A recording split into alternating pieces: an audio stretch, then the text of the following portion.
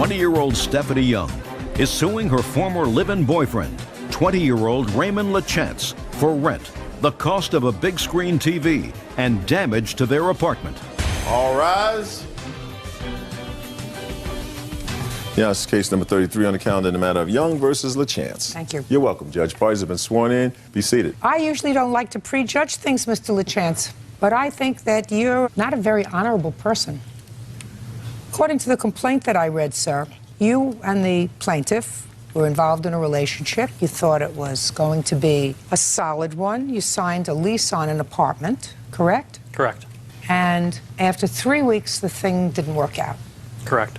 And you agreed that she would leave, and you would stay in the apartment. I was staying in the apartment, yes. And when you were staying in the apartment, according to the plaintiff, you were staying with someone whose name was? Jacob Canuck. You were staying with someone whose name was Jacob. And when she left, according to her, Jacob was paying her half of the rent so that you weren't out any additional money.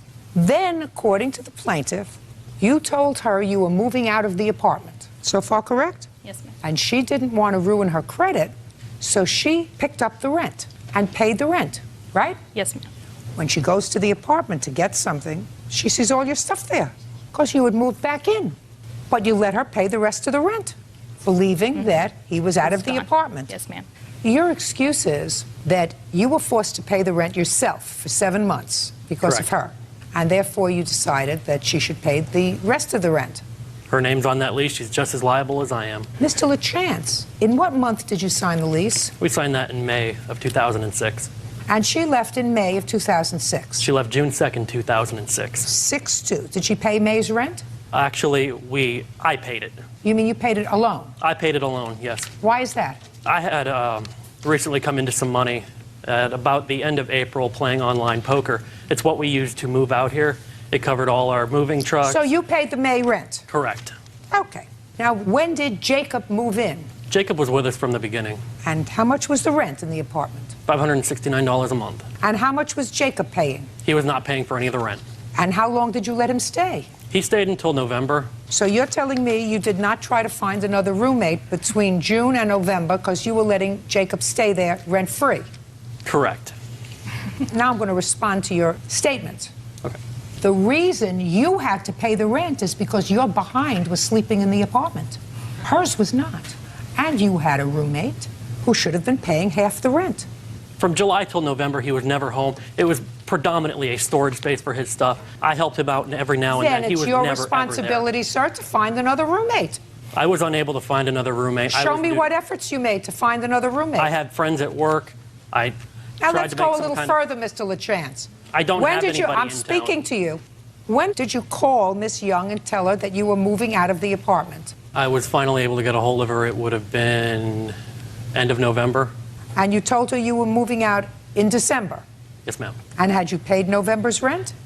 At that point, it's not an answer, sir. Did you pay November's rent? November was paid, yes. Fine. And you moved out in December? Yes, ma'am. And you paid December's rent? Yes, ma'am. It was actually a lot more. Shh. Okay. So you called her and let her know that you were moving out in December, and if she wanted to keep her credit, she better start paying the rent? Yes, ma'am. When did you move back to the apartment, Mr. LaChance? I moved back in January of 2007. So you were out of the apartment for 1 month? Yes, ma'am. Did you call and tell her you moved back? I was unable to get a hold of her. Did you call and I tell her you moved back into the apartment? I called, yes. So that I assume you paid January's rent. I did not pay January's rent. I assume you paid February's rent. I did not pay February. That's why I told you when we started this case that I thought your behavior was abominable because it was dishonest, totally dishonest. Moving out is one thing. Saying, listen, I'm moving out of the apartment. Your name's on the lease, my name's on the lease. I lived here for the last few months, so I paid the rent. But now I'm moving out, just like you moved out. So I think if we want to both keep our credits intact, maybe you don't need it, because if you make a living doing online poker, maybe you don't need your credit intact. She does. So maybe we should just join forces, pay this lease out, whatever. But that's not what you did. You were able to contact her when you wanted to move out.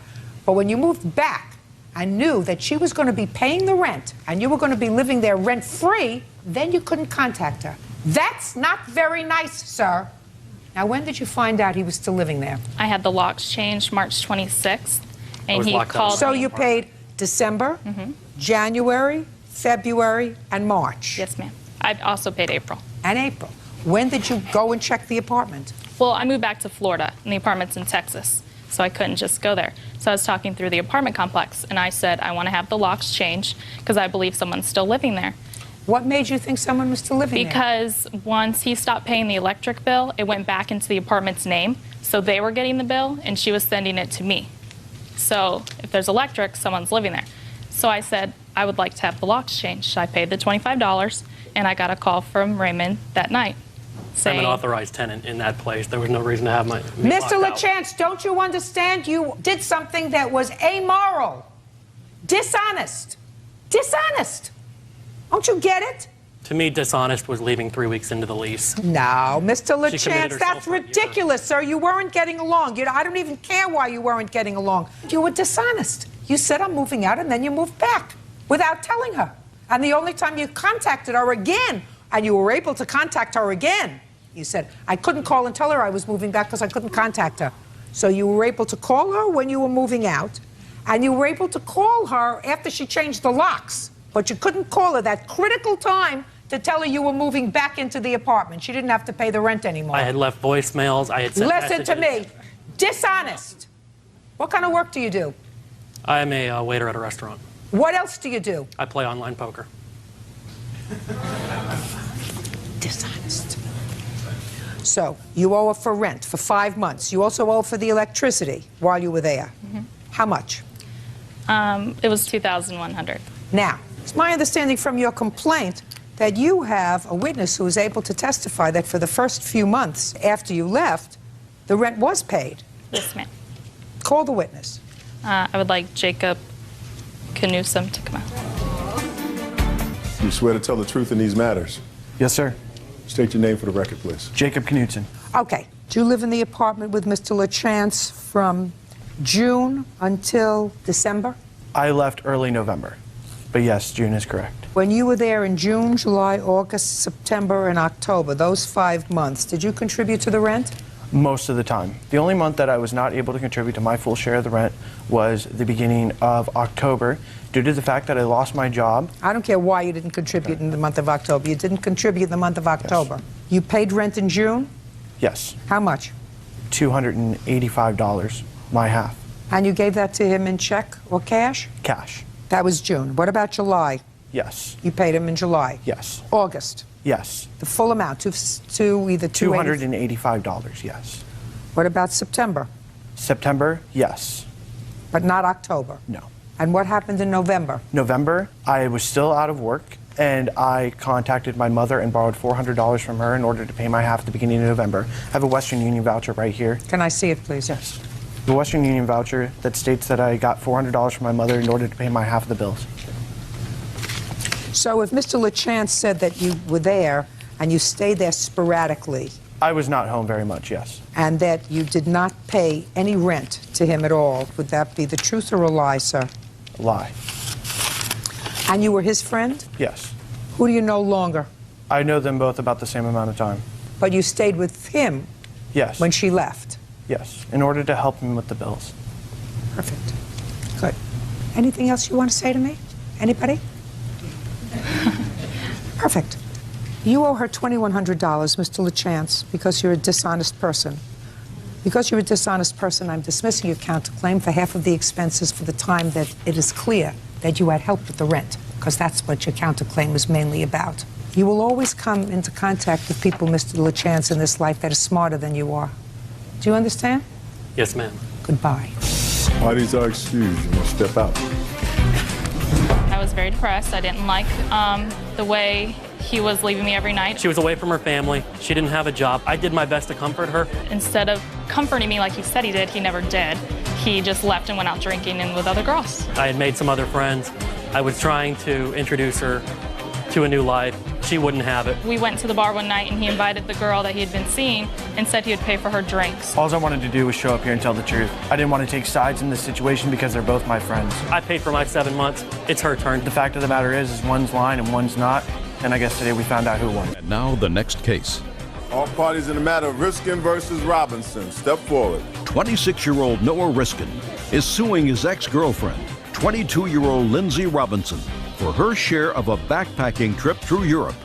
Lindsay claims the trip was a gift. Mr. Riskin, Miss Robinson used to be your girlfriend. Correct. And it is your claim that you took a backpacking trip to Europe Yes. and you advanced some money for Miss Robinson, who was supposed to pay you back. Correct. Miss Robinson says the trip was a treat, your treat, and there was never any discussion about paying you back for the trip. And she is counterclaiming, she alleges you have some property of hers, a baby book, and she wants some punitive damages because she says you are stalking her. How long were you a couple? For 7 months. From when to when? From mid-June, I believe it was, up until Valentine's Day. And when was the trip? We left on January 20th, returned February 19th. So you were really a couple from June until January, because when I understand from reading your papers that when you took this trip, you each went your own way for a good part of the trip. You traveled independently. It wasn't a romantic getaway for the two of you, right? Correct. You didn't live together, did you? We did. You were living together. Yes. You had enough of each other from June to January. You wanted to be a little separated? My intention of going to England and Scotland was to backpack, to go as many places as I could. Lindsay told me that she wanted to get a feel for life out there and stay in York for a week or two. Wonderful. Terrific. How come you advanced the money?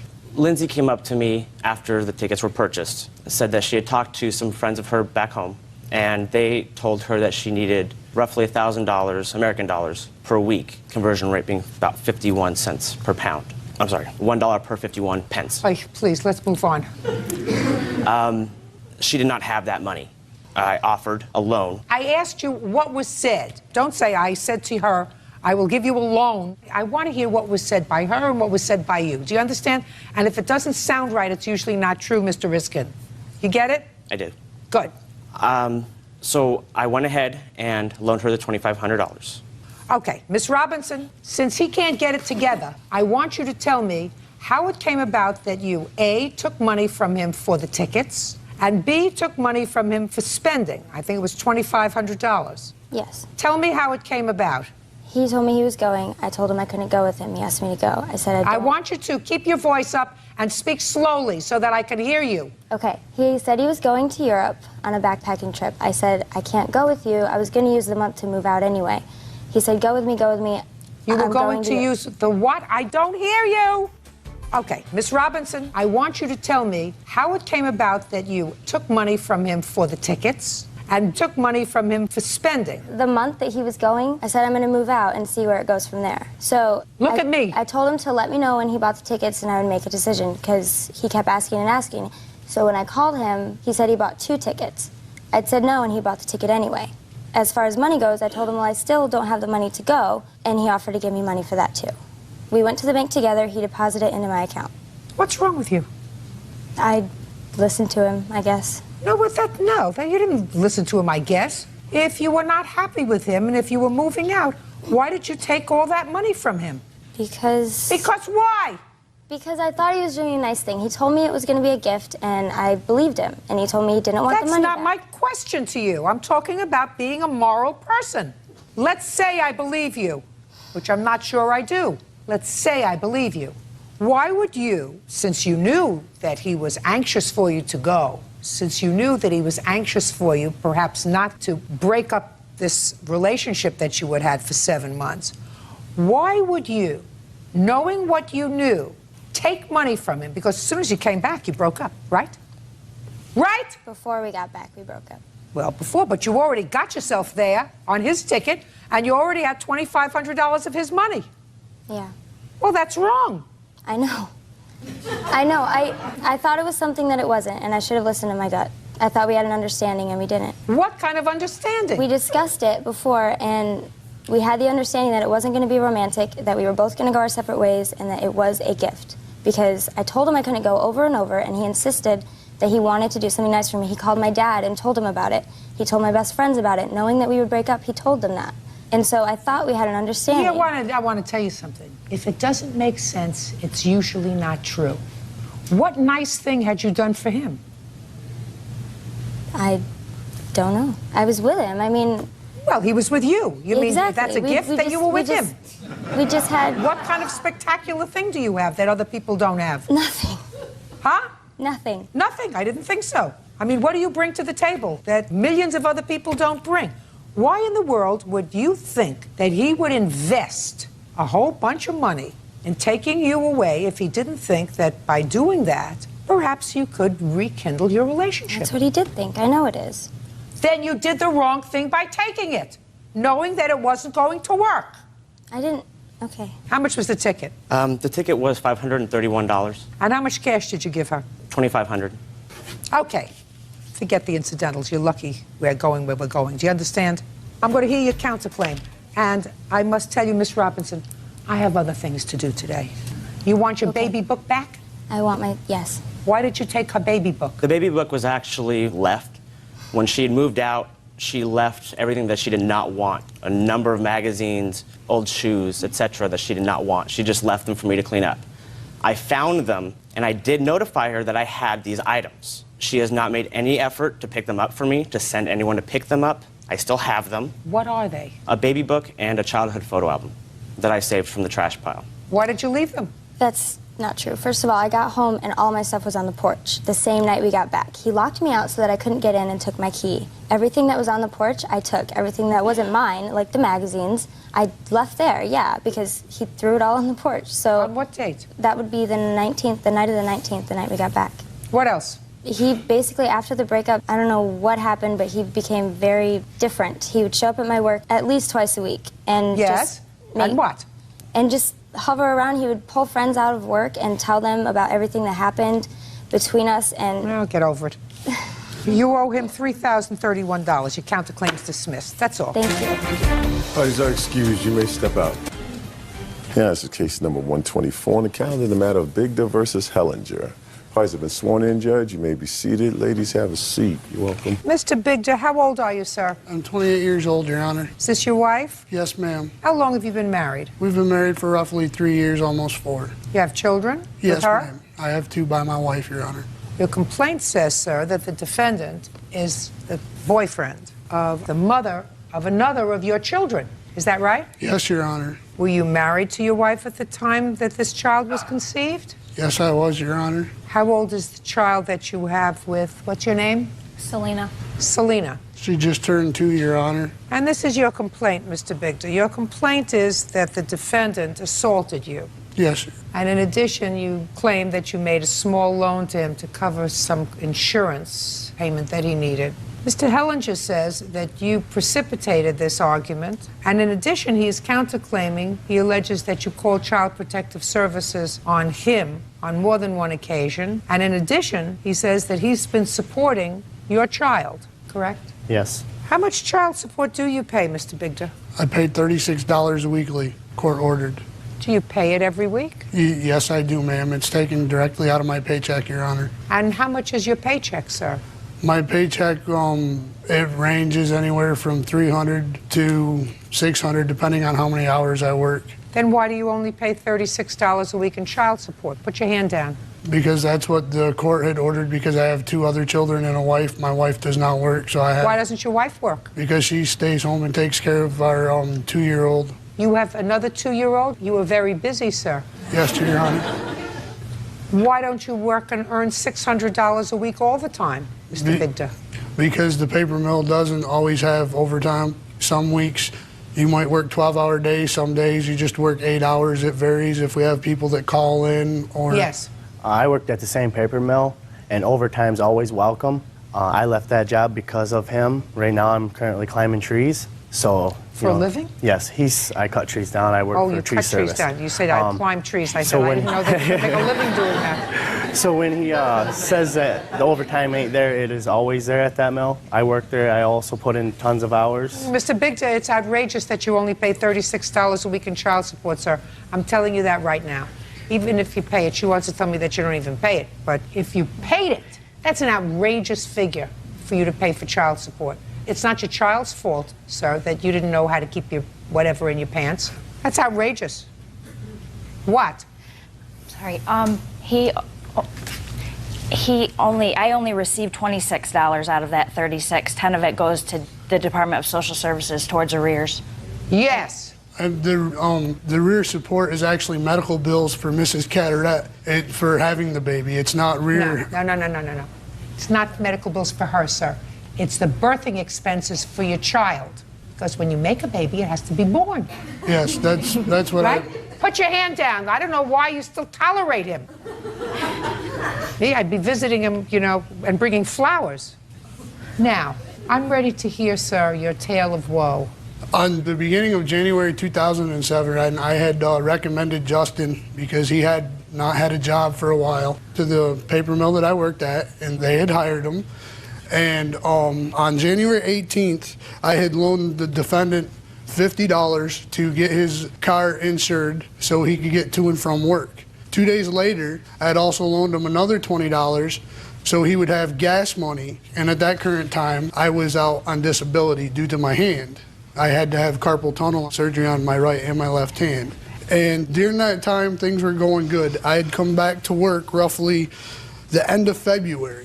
And at the end of February... So you weren't paid for the entire month of February? I was paying. I had support reduced, and it was I'm all caught up as we speak. What'd you have it reduced to? How could they reduce it any lower? Because it was reduced because I was only bringing home $230 a week due to disability. I have proof of what I had loaned him. Get on to the... So far, I hear $70, sir. All right. $70 from your $26 a week that you pay in child support, not $36. 10 goes for arrears. You acknowledge that. So you pay $26 a week, which is less than $100 a month. You want me to translate that by day, sir? Let me translate that. $26 a week divided by 7 equals $3.71 a day. That's what you pay. Let's move on. Also, when I had returned back to work on February 26th, Justin Hellinger had assaulted me several times. Well, I want you to tell me what happened. What's the basis of your claim, sir? Let's hear it. Pretty much what happened is I try to see my daughter whenever I can, and he does not want me to see my daughter, and he tries to control when I can and when I can't. And he had told me if I call to have any contact, he'd kill me and bury me. On the night of January 13th, Mr. Hellinger had come down to my part of the plant where he should not have been and started having verbal words with me. He told me that he was going to beat me up, and I didn't want to have any time of problems, so I went to turn around, and when I turned around, he had closed his fist and hit me on the left side of my head, 2 centimeters from my temple, and I was taken to the hospital by the employers. I have hospital statements showing... I'd like to see those, please. Okay. Now, Mr. Hellinger, I'd like you to tell me your version of what happened on the 13th, please. The bathroom is downstairs in the mill, so I was going down to the bathroom. There's 2 flights of stairs. I went down one flight, he went down the other. We intercepted each other in the middle. It's about a 10, 15-foot hallway. I confronted him about what he was doing to me, why he was calling my house at midnight. Just a second. When you say you confronted him, what did you say to him? I said, Cashmere, why do you keep calling my house at midnight harassing me and my family? When did he call your house at midnight? Put your hand down! It was probably the beginning of January when all this... How many times did he call your house at midnight? Oh, several. Who did he speak to? Her or me when I was there. What did he say to you when he called at midnight? Asked how I was doing and if Justin was being good, if I was doing all right and everything was all right between us. Pretty much wanted to know about my relationship with Justin. Did you ever tell him not to call your house at midnight? Justin has several times. Why did you call their house at midnight? I personally didn't. My wife did. My wife and Selena were good friends, and Selena had asked my wife to call so they could just talk about our child and other things. They were friends, and Mr. Hellinger does not like her being friends with my wife. So she would ask my wife to call late at night when Justin went to work. I'm asking you, sir. I personally have your wife. I have personally never called his house after 10 o'clock. My wife had always done the calling for me because he would not allow me to call. For you? He would not allow me to call. When your wife called, did you ever get on the phone? There's been a few times that... When your wife, just the answer is either yes or no. When your wife placed the call, did you ever get on the phone? Yes. That's what he's complaining about. Do you get it? Yes, Your Honor. Good. Okay, so you confronted him about the calls that were coming to your house being made by his wife, but then the phone being turned over to the plaintiff. Yes. And what happened next? He got a little irate, got loud with me. No. Tell me what he said. He can do anything he wants. It's his kid. And if he wants to be with Selena, he can be with her anytime he wants because he can just take her out to the bar and do what he wants to her. And Put your hand down. it made me grumpy. Made you grumpy? Yes, very grumpy. Well, probably mildly. He slandered me. He slandered me through the whole mill, told the mill all my business, told the mill, a lot of the people I worked with, that I was beating her and the kid. I confronted him about that too. He started to come at me, and at that time I just pushed through with him. And I don't know if I hit him in the head or not, but I did. Well, you did hit him in the head, sir. I had an open hand. I never closed my hand when I hit him because he's handicapped. I would not hit a handicapped person. Okay, now I'll hear you. Yes, Your Honor. I had made a report to the police. He was arrested. I have the arrest, I'd like and to there see it. was. Now you can stand up. And I have told people about Justin at the mill, and the reason why I did that is because I fear for my daughter's welfare. That's why I keep persisting. He's a registered 2 sex offender, and it is on the website for everybody to see. I fear for my little girl's life, and so Yes. I've been with this little girl for 2 years. My officer said it's fine. I have 2 children of my own. I also get every other weekend. Being around his daughter is no problem to me. I'm not dangerous to anybody. What I done in my past was my business. The fact, yes, it is. I am registered, but it don't affect my life at all. I have a good job. I work around several 100,000 people a day. I go to people's homes. Did your prior conviction involve children? No, it did not. It involved an underage girl, which I did not know her name, or her age, I should say. How old are you now? I am 24. Put your hand down! I am 24. 24. And when was this conviction? 2 years ago? 2 years ago, when you were 22. Yes. And how old was the girl? 16. Got it. Fine.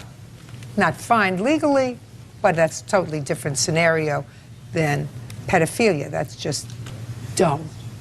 Understood.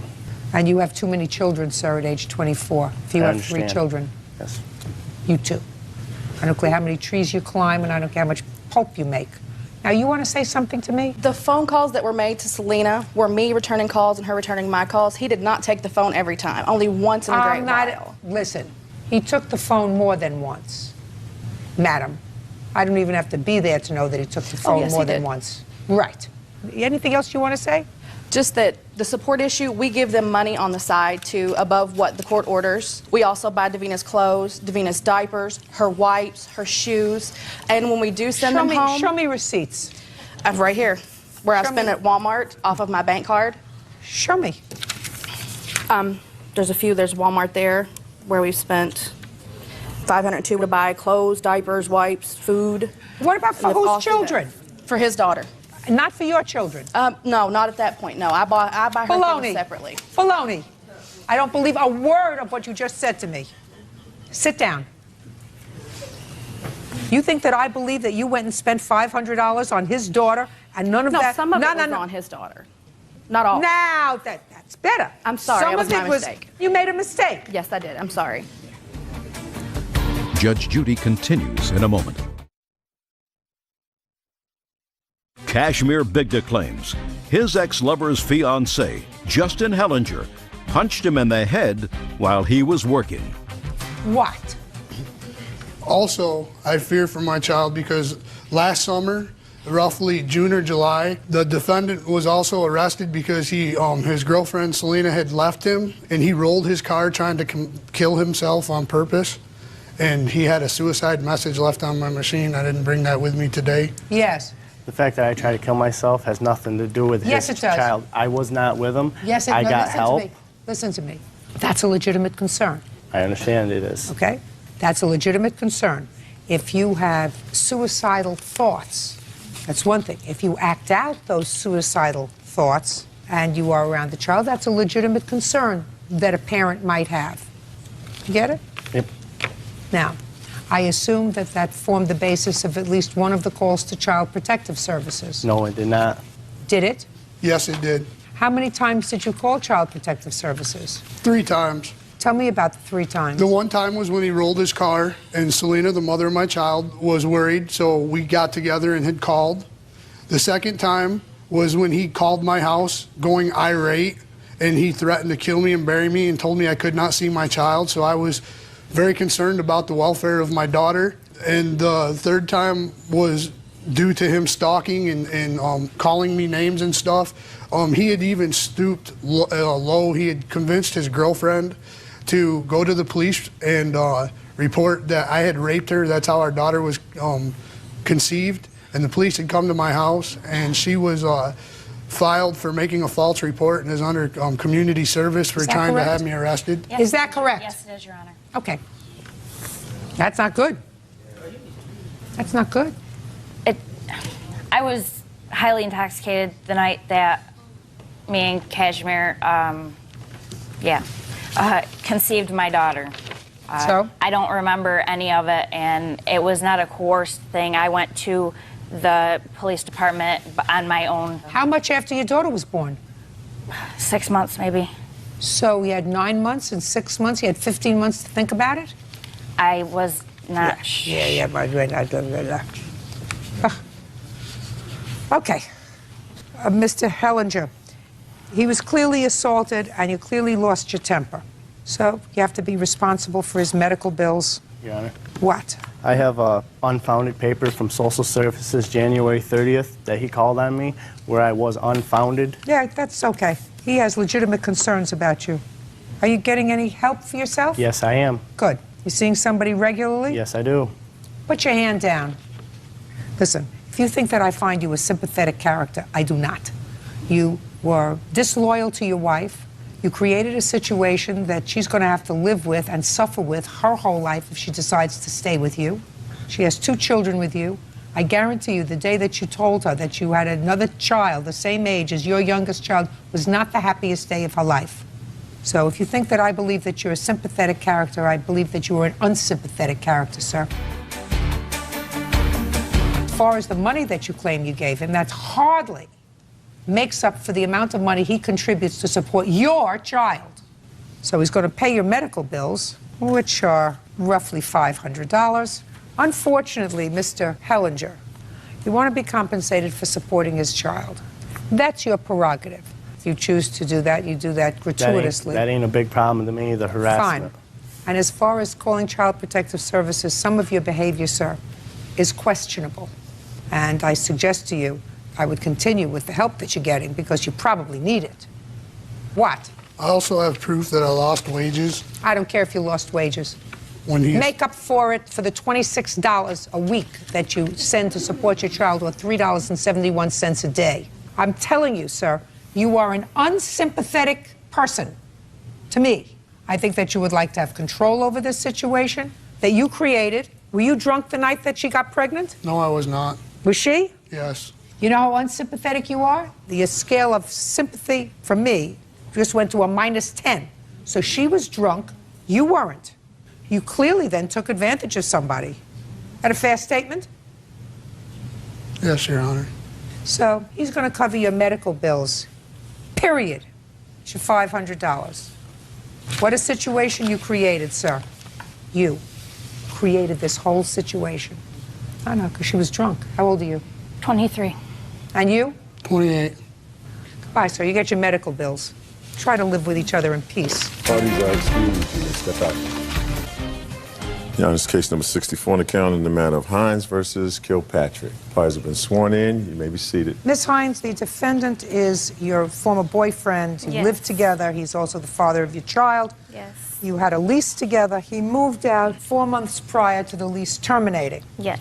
You took him to court for 2 months of the 4 months. Yes. Since the other 2 months hadn't passed yet. And you got a judgment against him for those 2 months. Yes. Now you want the last 2 months of the rent that he owes you. And you also claim that you had a lot of pain and suffering because he wasn't a nice guy. Yes. Well, forget pain and suffering. You don't get paid for pain and suffering. You terminate a relationship for pain and suffering. Do you understand? Yes. Good. So you want your rent. Yes. Mr. Kilpatrick has a very good excuse for not paying the rent for the last 2 months.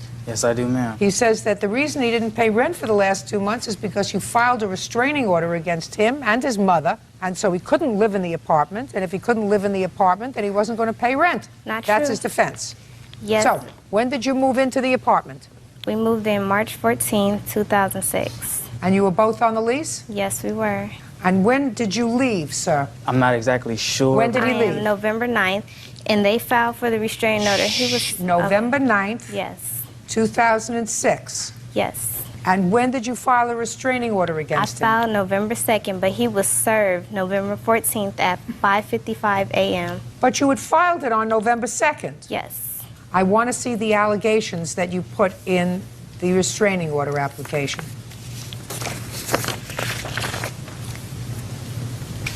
Thank you.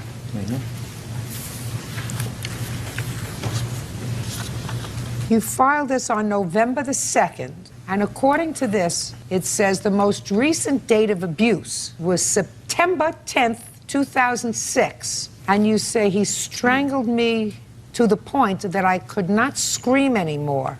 He also stated that he would only get a slap on the wrists. If he did it again. It would be something he would hit me because it was his first offense. And you filed this 2 months later. Is that right? Yes. Okay.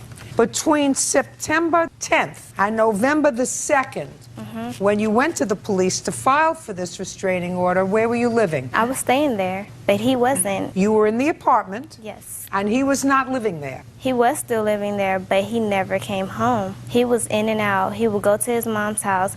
We were sleeping in separate bedrooms. I was sleeping in my daughter's room, and he was sleeping in our bedroom. Fine. So then my question to you is, Okay. 2 months later, what prompted you to go to the police?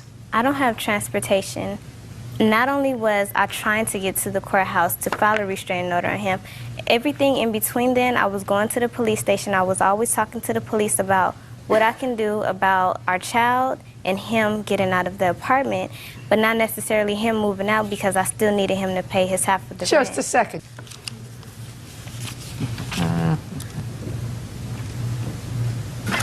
You asked for, in your restraining order, a stay-away order asking that he may not be within 15 feet from you. How was he supposed to be within 15 feet from you if he was still living in the apartment? Because at the time, whenever he would come home, he would go in his room, and I'll either be sleeping in the living room on the floor or in our bedroom. Listen, did you want him out of the apartment or in the apartment? I wanted him to stay because he was still on Then the there was lease. no reason for you to file for a protective order. I just It's didn't want him to nonsense. hit me again. You said that the last time he put his hands on you was when he choked you 2 months before. That's what you swore to in here. Yes. So that there had to be a reason, 2 months later, that you went to the police, you managed to find your way to the police. Yes. And file this protective order. I went to the courthouse to file that. Listen, you're not being honest with me. He moved out, he had a right to move out. He would have been crazy to stay there. Absolutely insane to stay there with a protective order. When all you have to do is pick up the phone, call the police, they come, they arrest him. And all you have to do is say, he threatened me, and he finds himself in jail. So he would be insane to stay in the apartment. May I please say something? Sure. It says right here that he was not even served. He didn't even know I had a restraining order on him until after. I'm telling you. It doesn't make any difference whether he knew or not, madam. You knew. Yes. So how dare you come here knowing that you had the restraining order, that you didn't serve on him for another couple of days, but you knew you had it, Yes. and still want him to pay rent? Because his name was still on the lease. I did not ask Devin to leave. They said 15 feet because his name was still on the lease. They could not kick him out. I had no choice. I didn't want him to put his hands on me again, Judge. Good. I was afraid. I didn't know what else to do. I understand. You should have left. Should have left. But you can't go get a restraining order on him and say you have to stay in the house, despite the fact that I have a restraining order on you. Okay. So now you are like my prisoner. You look at me cross-eyed, I'm going to call the police. Whether he did anything bad to you in September or not, I don't know. Certainly you didn't go to the police in September. So he would be nuts to stay with you. And now you come to court and you say, I want him to pay the rent. Yes, because... When he did nothing to you in November, nothing to you in October, nothing to you 3 weeks in September. If I believe that you got into a fight and he put his hands on you in September, I'm not condoning that. Okay. And if you put him out right away, I would have said, okay. Okay. And if I believed that he choked you in September, I would have said, you're bad, you have to pay the rent. Okay. But when you wait 2 months, there's something else going on. I tried. Okay, I I'm did trying everything- to. Believe No, me, I'm Judge, trying. I did everything I could to get to the police department. I went throughout the month of October to get information on what I could do because he's the father of my child. I was trying to ask for information about child custody and what I could do about everything. I'm not talking about child custody. I know I'm talking domestic violence. I'm talking about a restraining order. Okay. Not child custody, not support, not anything else. Just about the fact that you were in abject fear of him and in need of a protective order that excluded him from the house. You cannot live with somebody with a restraining order and expect them to stay in the apartment. Because of the way the laws are recognized now, all you have to do is call the police and say, he looked at me cross-eyed, I want him arrested. And then he's there on a violation of a protective order, which allows them to incarcerate him for up to 6 months by just looking at you cross-eyed. But those were not my intentions. Oh, listen, I don't care what your intentions were or not. The fact is you did have a restraining order against him, and he was perfectly right to leave because you didn't go and file that restraining order at the time you allege he hurt you. You waited 2 months. So there was some other agenda that you had, and I don't know what that was because you look at me, like you don't understand what I'm talking about. But then you were served with a restraining order and you came back into the apartment with your mother. No, not my mother. When? Around, I guess, a week later. After you were served? Yeah, I came, I got all my stuff, and then that was it. Not true. You came and you got some of your stuff, included the refrigerator. Yeah. Yes. Well, that's what she's annoyed at because the refrigerator, she said, was given to both of you as a couple by your mother. She didn't give it to us both as a couple. I don't care. Yeah, she did at the time because you were both eating out of the refrigerator, I assume. But he's allowed to keep the refrigerator. It was not a week later. It was the same day because I had to purchase a refrigerator the very same day. I have the receipt with the date. But I don't understand what you want, and I don't understand what your pain and suffering is. Because I almost had a miscarriage. I had to be taken out of school literally on November 29th. My doctor had to write me an excuse because I had to keep on being rushed to the hospital. And I have all the hospital papers stating that I had You have a hospital paper that says it's his fault that you almost had a miscarriage? Well, it was stress. Of course it's stressful. Life is stressful, madam. Life is stressful. Yes, it is. Life is stressful. You don't want to be stressed until you're sure about somebody. You shouldn't get pregnant by them. Actually, those were my intentions either. Well, it's not your intentions. That what you do is you take care. But I was on birth control. I have the papers proving that I was on birth control. You would like to see it? Well, I suggest you sue the birth control company because it failed. Listen to me, Miss Hines. Are you living in the apartment now by yourself? Yes. Perfect. Are you working? No. Well, how are you supporting yourself? I had money that was saved up, and I spent all that money on the rent. How old are you? I'm 20 and a half. So why don't you go to your father or your mother's house? You're 20 years old and you have a baby. He should pay child support, but he's not going to support you. You're not his wife.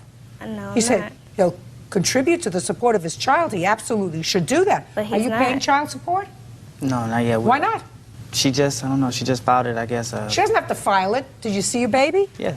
Well, no. You have to take care of your baby. I see him when I can. I work about 6 days a week, so I can't be there all the time. Well, if you work 6 days a week, then what you should do is you should have enough money to help support him. But he And you doesn't. don't need a court order to tell you that, sir. Do you understand? Mm-hmm. I should see the money coming out of your wallet right now. Please, for some diapers.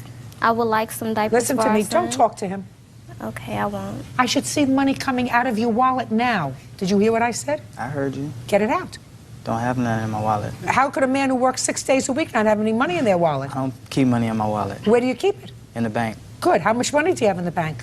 Don't know. Well, I've got news for you, sir. When ultimately you're going to want to see this child, and the tape of this is going to be available for her, for whatever, you get no sympathy from me if a father needs a court order to tell him that he's supposed to pay child support. Court's not supposed to tell you that. And here is supposed to tell you that. Do you understand? So the support should be forthcoming. You don't have to pay anything for rent. Because she wanted to live alone, she filed for a protective order against you. And if that's the case, then she pays the rent. Got it? Okay. And if you don't want to pay the rent, go home to your mother. Or get a job and start supporting yourself. I will. Good. Perfect. Your case is dismissed. That's all. Parties are excused. You may step out. I thought that I was going to win because he left me. I really didn't want to have the baby right away. He got me pregnant. I didn't get myself pregnant. When she got pregnant, yeah, there was a lot of anger. He has another baby on the way. I really didn't want to have a child. The girl is about 5 months pregnant, and my son's only 3 months. What is that telling you about him? And now the next case. All parties in the matter of McLeod versus Lawler, step forward, please. Ashley McLeod says former friend Justin Lawler owes for late fees associated with a broken window on her rental car. Ashley says police officers were forced to break into the car after Justin passed out drunk. Miss McLeod, you and the defendant were friends. It's my understanding that you wanted to take a little day road trip together. You needed a car, so you rented a car on your credit card. Yes. And you were going from someplace to San Diego? Actually, we were going from Austin, Texas to South Padre Island. And Justin had told me that he had to be on the rental car agreement because I couldn't rent the car by myself because I was under 21. Okay, but the car was leased with your credit card? Yeah. Okay, and he was driving? Yes. What time did you rent the car? We had gone that Friday. It was sometime in the afternoon to rent the car. And then we were going to leave for South Padre shortly after we had rented the car. And you did? Yep. Was he drinking? When the incident occurred, he had been to a few bars. He'd had a few drinks. Well, that would be a yes. Yes. To make a long story short, what happened was he took the car to go from one place to another. I don't know where you were going. But according to you, you pulled the car over and fell asleep, but fell into a dead sleep coma because the police came up to the car and they tried to wake you. It was actually parked in a parking spot. They tried to wake you, and they couldn't wake you from this deep coma sleep. They banged on the door, they rapped with their baton, and then they feared for your safety. Since the car was locked, they busted out the window of the car in order to ensure that you were safe. Now, the car had to be taken in to be fixed. You paid for the window, but it took time, and she was charged $500 extra on her credit card that she feels as if you're responsible for, because but for the fact that you fell asleep in the car, it wouldn't have happened. That's your case. Yes. Mr. Lawler has an interesting defense that we are all breathlessly waiting to hear. When we first rented the car, I actually told her to get the rental car insurance because that way if anything did happen, we would not be liable for the damages done. And at that time, she said that she had insurance. It would be $100 cheaper. The guy rang it up with the insurance on it for the rental car. And then she said, well, no, it'd be cheaper if we do it the other way. I didn't want to because I had rented a car before and know that if you get rental car insurance, it covers everything. So she insisted on putting her current insurance on there. And then once we got down there, her mom, she talked to her, told her the insurance was on there. And then her mom said if anything happened to that car, that their insurance would get dropped. So the insurance didn't cover the actual damages done at all. Can I say something? What? No! Oh, sorry. I'm not finished with him yet. Sorry. So let me understand his defense. His defense is she should have taken out the insurance. That's your defense? Yes, ma'am. Sounds right to you? Well, that sounds like what he said. That sounds right. Why did you fall asleep in the car, Mr. Lawler? Why did I fall asleep in the car? Just a second. Is there an echo in here? I know that you think that it's going to give you an opportunity to think of a reason. He wasn't sleeping. Sorry. I'll get back to you. Why did you fall asleep in the car?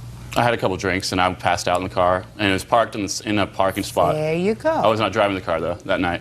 All right, Mr. Lawler, let's dissect what you just said to me. Okay. You think that because you talk fast, that I'm not going to be able to dissect what you said to me? Okay. So you had had a few drinks and you passed out in the car. I pulled the car over. I didn't drink. Yes, That's ma'am. what you just said. Had a few drinks. Now, where did you do this drinking? I had a couple hotel rooms. Not in bars. You were in hotel rooms. No, I was actually... Sorry. Who were you in hotel rooms with? Just different kids we were selling tickets for our Akon party that next day. How many different hotel rooms had you been in drinking that night? Just a couple, actually. Same hotel? Just different ones. Different hotels? Yes. How did you get there from one to the other? I drove the first... I drove. The first one, yes. Just a minute. I drove. And how'd you get to the second one? The second one? Yes, the My second friend took one. me to the second one in his the car. Second one. Your friend took you in his car, and you left your car where? There's a condo that was parked at. You didn't tell me you were in a condo, sir. You said you were in hotel Well, rooms. that's what South Padre has, condos and hotels. We just go to different ones. You told me you were in a hotel room. Do you see where we're going, sir? Yes, ma'am. Cameras pick up everything. So do my eyes. I have very, very bad vision when I have to read something without my glasses. Far away, I can tell a smirk and an I gotcha from a mile away. What do you do for a living? I'm a promoter for a production company. They're usually pretty glib and pretty light on their feet. Promoters. I've been promoting myself for 3 times as long as you're alive. You owe her for the car. And you're going to pay her for the car because it was your fault. Even though the insurance... Your fault! Nobody laid you down, pried open your mouth, and poured alcohol down your throat. Nobody told you to fall asleep in the car.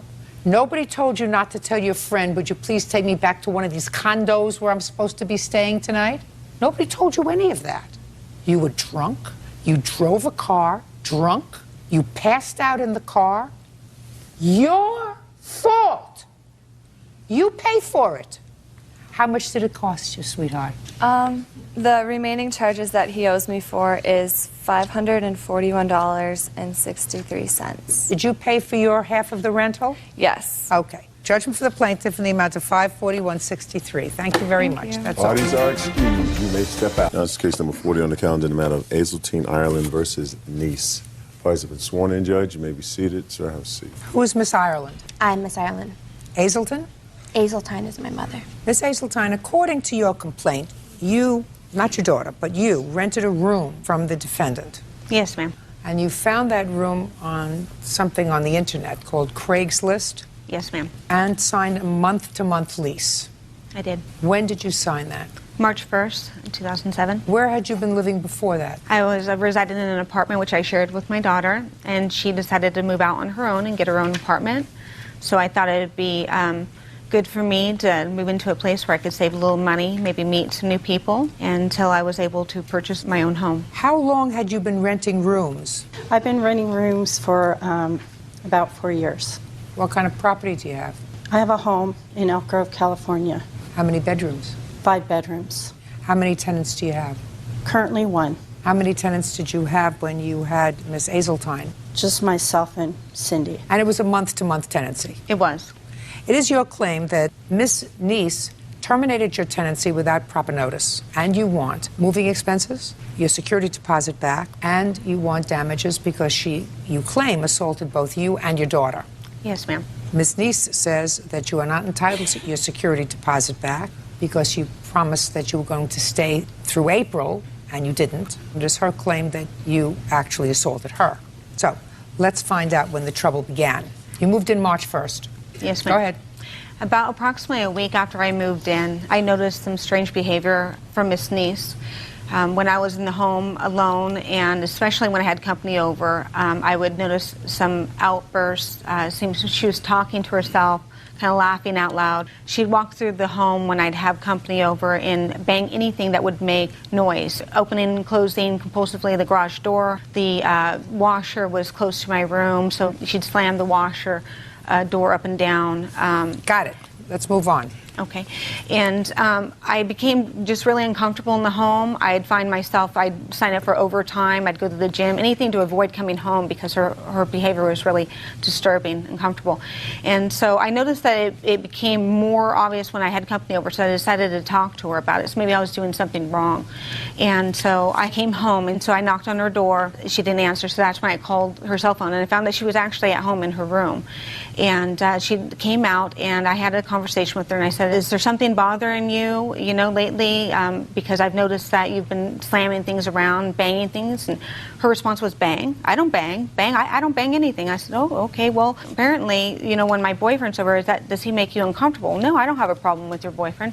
And I said, well, one night he spent the night here, and it seemed that you were really uncomfortable with that, and that's when I noticed the most noise. She goes, well, I didn't even know he spent the night. And she goes, well, it's in your lease agreement that you can't have any overnight guests. I said, well, I didn't notice that in my lease agreement. I apologize. Was it in your lease agreement? It was, ma'am, in my lease agreement. Okay. And I said, I respect that. And I said, well, that's something that I'm not sure if I can live with. I apologize. I overlooked that. And I said, if you feel real strong about that, then I think I might have to make a decision to move out. And I would go ahead and give you proper 30-day notice. And she goes, okay, well, that's fine. Fine. What day was that? That was in March? March? That was, yes, the 19th of March. I sent her a copy, certified mail, which she... May I see it, please? Absolutely.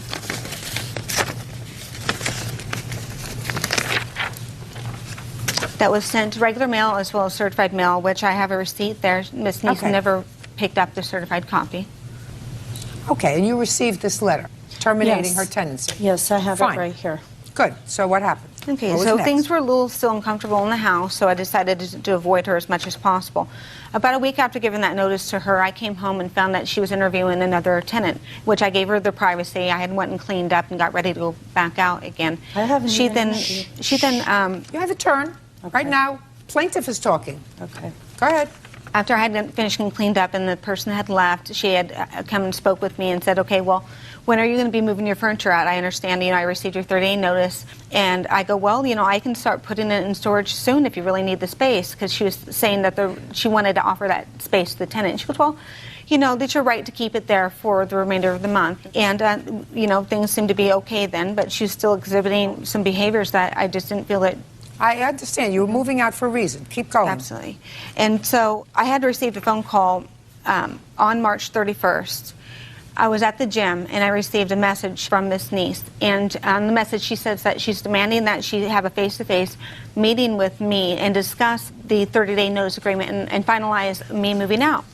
And so I was kind of, I didn't understand. Just tell me what happened. Okay, so I called her up and I said, I got your message. What's the deal with me having to come over? And she goes, well, I want you to speak to me face to face. I gave you the same respect when you gave me your 30-day notice. And I said, well, I really don't want to have any confrontation with you. You're making me feel really uncomfortable and threatened. She goes, well, if you do not come home right now, I'm going to lock you out. And I said, you can't lock me out. And she goes, I'm telling you, if you don't come home right now, I'm going to lock you out. At that point, she disconnected the phone call. Me and my boyfriend were at the gym. I said, come on with me. She's threatening to lock me out.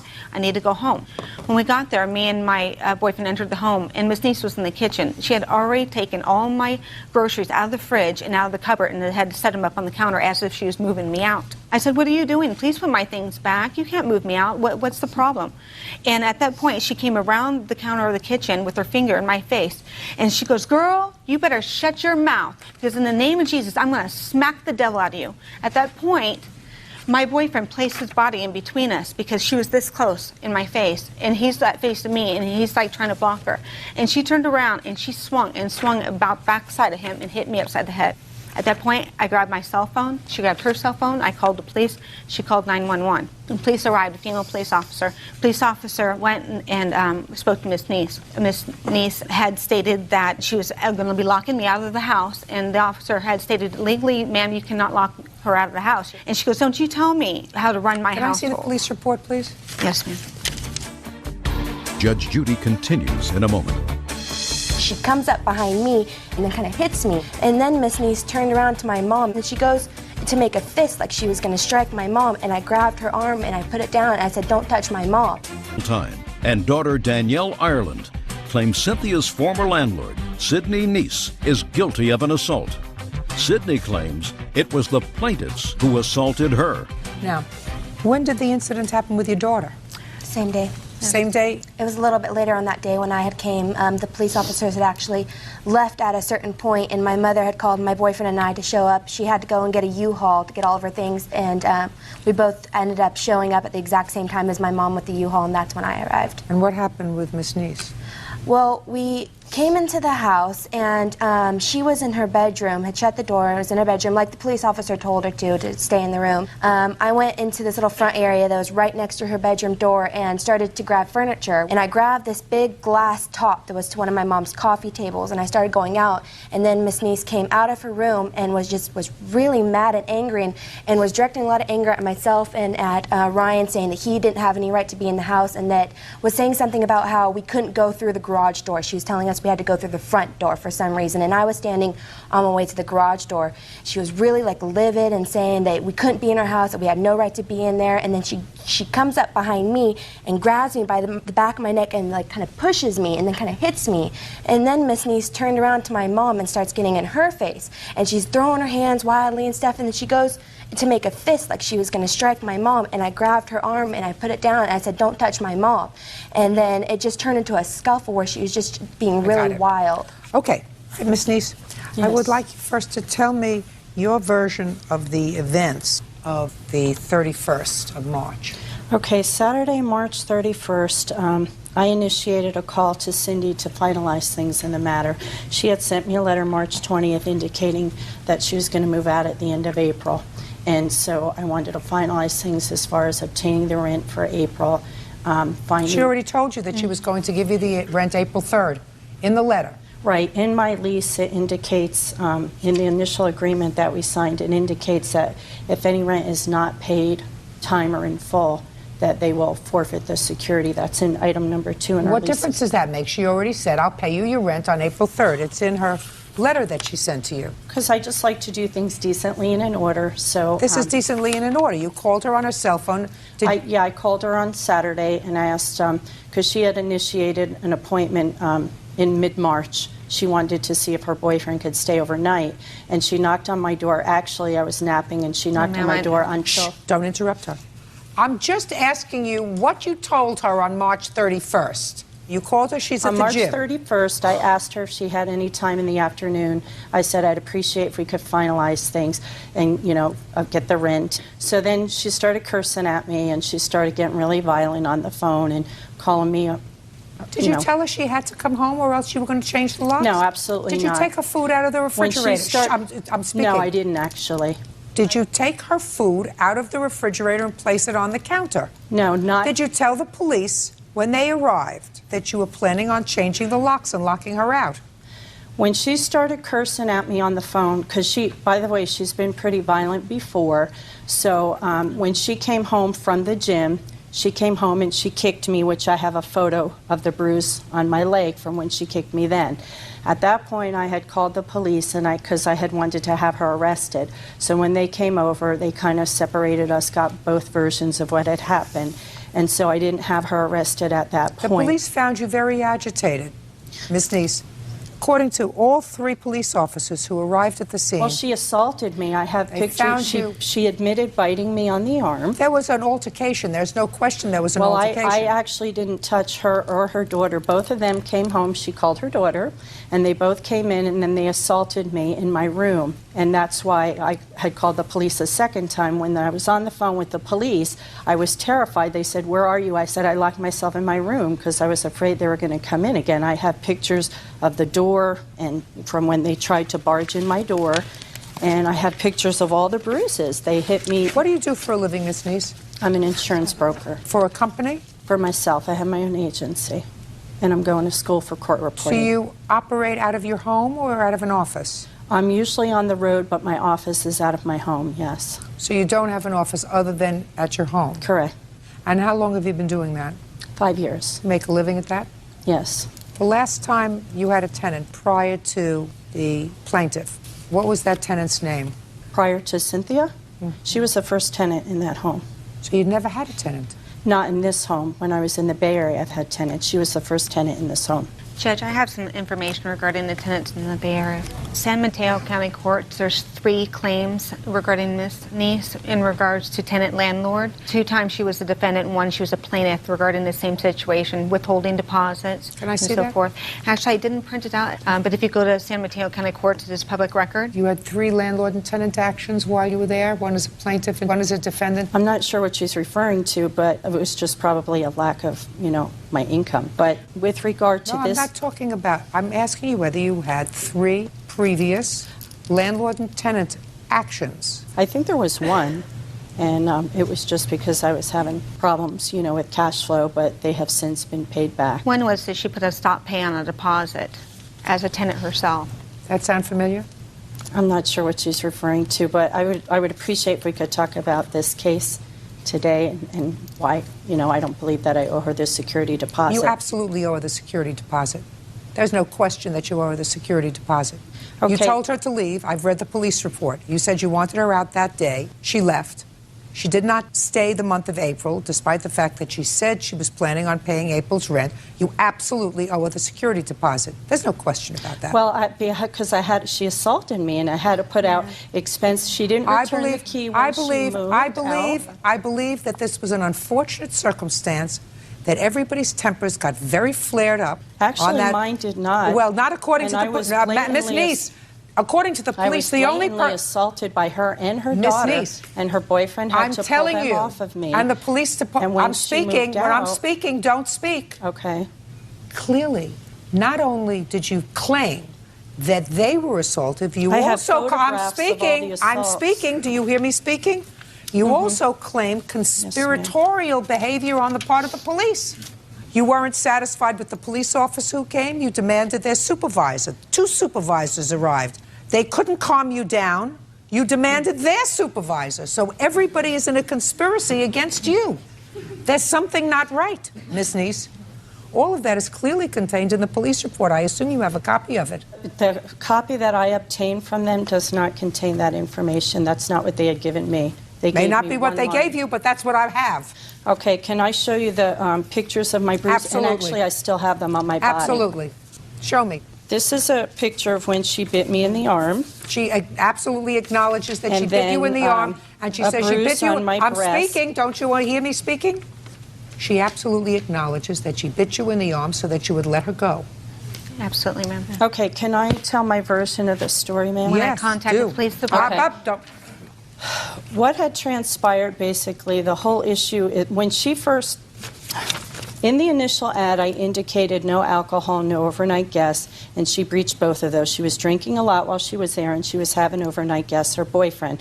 And I never even said anything because I didn't want to get into any confrontation. But then she mentioned, she talked to me that one day, and I said, no overnight guests. Are you okay with that? So she gave you said, notice. yes. Listen, I got it. I have other things to do today. She said, I'm moving. She sent you an appropriate notice that she's moving. Move on with it. Get to the 31st. Right, but then she didn't pay the rent, and so I wanted No. She has no obligation to pay the rent on March 31st. None. And if you demanded that she come home from the gym... I didn't demand that she came home. I called her on the cell phone, and I said, do you have any time this afternoon? What's your availability? I don't think you should have roommates. I don't think you should rent rooms to anybody. I don't. I think that you are a very, very nice lady who clearly should live alone, not with anybody else, because you can't make rules for adults. I mean, she's an adult lady. She's not a teenager. You didn't rent to a teenager. And if you don't like other people living in your house because other people aren't going to do things the way you do... Well, it's not that I want to do things the way I want to do. But when I rented a room, they said no overnight guests. When absolutely I rented, they right. set their And she said I didn't. and I honored them. So if she didn't want to... Do you take medication? Do you take medication? No, ma'am. You should. Because I've already told you 4 times, this is the 4th time, that when I start to speak, you have to stop. Okay. You can't. There's something that's not working right. You owe her security deposit, which was how much? It was $500. Did either of you seek any medical treatment for your injuries? No, yes, I did. I'm not talking about you. Now, where did you move when you moved? I was actually homeless for 8 days. I was allowed to stay at my boyfriend as roommate with another roommate, and he was out of town. That's fine. Don't make up things as we go along. You weren't homeless because you were able to sleep someplace. Well, yes. I mean, I was without a permanent... Fine, and then you found someplace. Yes, ma'am. Perfect. Whole thing is very, very unfortunate. Really, very unfortunate. You want to say anything to me? No. You want your security deposit back? Absolutely. You got it. Judgment for the plaintiff in the amount of $500. Your counterclaim's dismissed. That's all. Parties are excused. This is case number 174 on the calendar in the matter of Lopez versus Gonzalez. Parties have been sworn in. Judge, you may be seated. Ladies, have seats, please. Mr. Lopez, you and the defendant have a child together. Is that right? Yes, Your Honor. It is your complaint that the defendant had you arrested on false charges of assault, domestic violence, and you want to be compensated for that. And in addition, you want a home entertainment center that you say was yours, that is in the defendant's home. The defendant says that the home entertainment center was a gift. You did, in fact, assault her, and she is counterclaiming for her injuries. I don't have nothing. He took everything. Defendant says the home entertainment center was a gift. Do you still have it? No, he took everything. She doesn't have it. And that you did, in fact, assault her. And her counterclaim is for the injuries that she suffered during the course of this assault, which occurred around Christmas time. Is that right? Christmas Day. Okay. All right, Mr. Lopez. Were you living with the defendant at the time that you were arrested? I was moving out. I was in the moving out. He was already a week out. I'm going to get to you in a minute, but don't interrupt him. What do you mean you were in the process of moving out? What does that mean? The day after Thanksgiving, we had a really big argument and we had broken up. So we made an agreement by no later than the first week of January that I had to have everything of mine moved out and be completely moved out. I was staying between there, like a few days if I babysitted my son, or I stood at my best friend's house or my mother's house. So most of the time you weren't living there? Yes. All right. So tell me about Christmas Day. You came over to the house? What happened was we agreed to meet up at my best friend's house. We picked up my son and her son, her other child, and we agreed to go back to her house, to her apartment, and open up the children's gifts together. And from there, when we arrived at the home, we opened the gifts. She asked me to stay a little bit longer while she took a shower so I could watch the children. I agreed. At that time, I received a phone call from my fiance on my fiance's cell phone, just before she went to the bathroom to take a shower. At that time, I was speaking to her. I explained to her what time I was going to be finished. I explained to her that she was going to take a shower and I was going to meet up with her right after. At that time, she began screaming, saying stuff that didn't need to be said over the phone for my fiance to hear. So at that time, I said, why are you acting up? You know what, I'm not going to stay. I'm leaving. She began an argument. I tried to leave. I had my son in my arms with the cell phone. She wouldn't let me leave. So I said, you know what, I'm leaving. I'm leaving my son. I put my son down in the crib. At that time, I dropped the cell phone in the crib without knowledge when I put my son down. I tried to leave. She blocked the doorway. I kept on explaining to her, move, I want to leave. I'm not staying, I'm out. She didn't want to let me. So then I barged through. She had her arms spread out against the doorway, holding me, not letting me go. So when I barged through so I could leave, she scratched her arm. So I left. When I got outside, I went to go call my fiance. That is not even And when I got downstairs, Ms. Gonzalez, I don't back. want to hear it's not true again. Do you understand? No problem.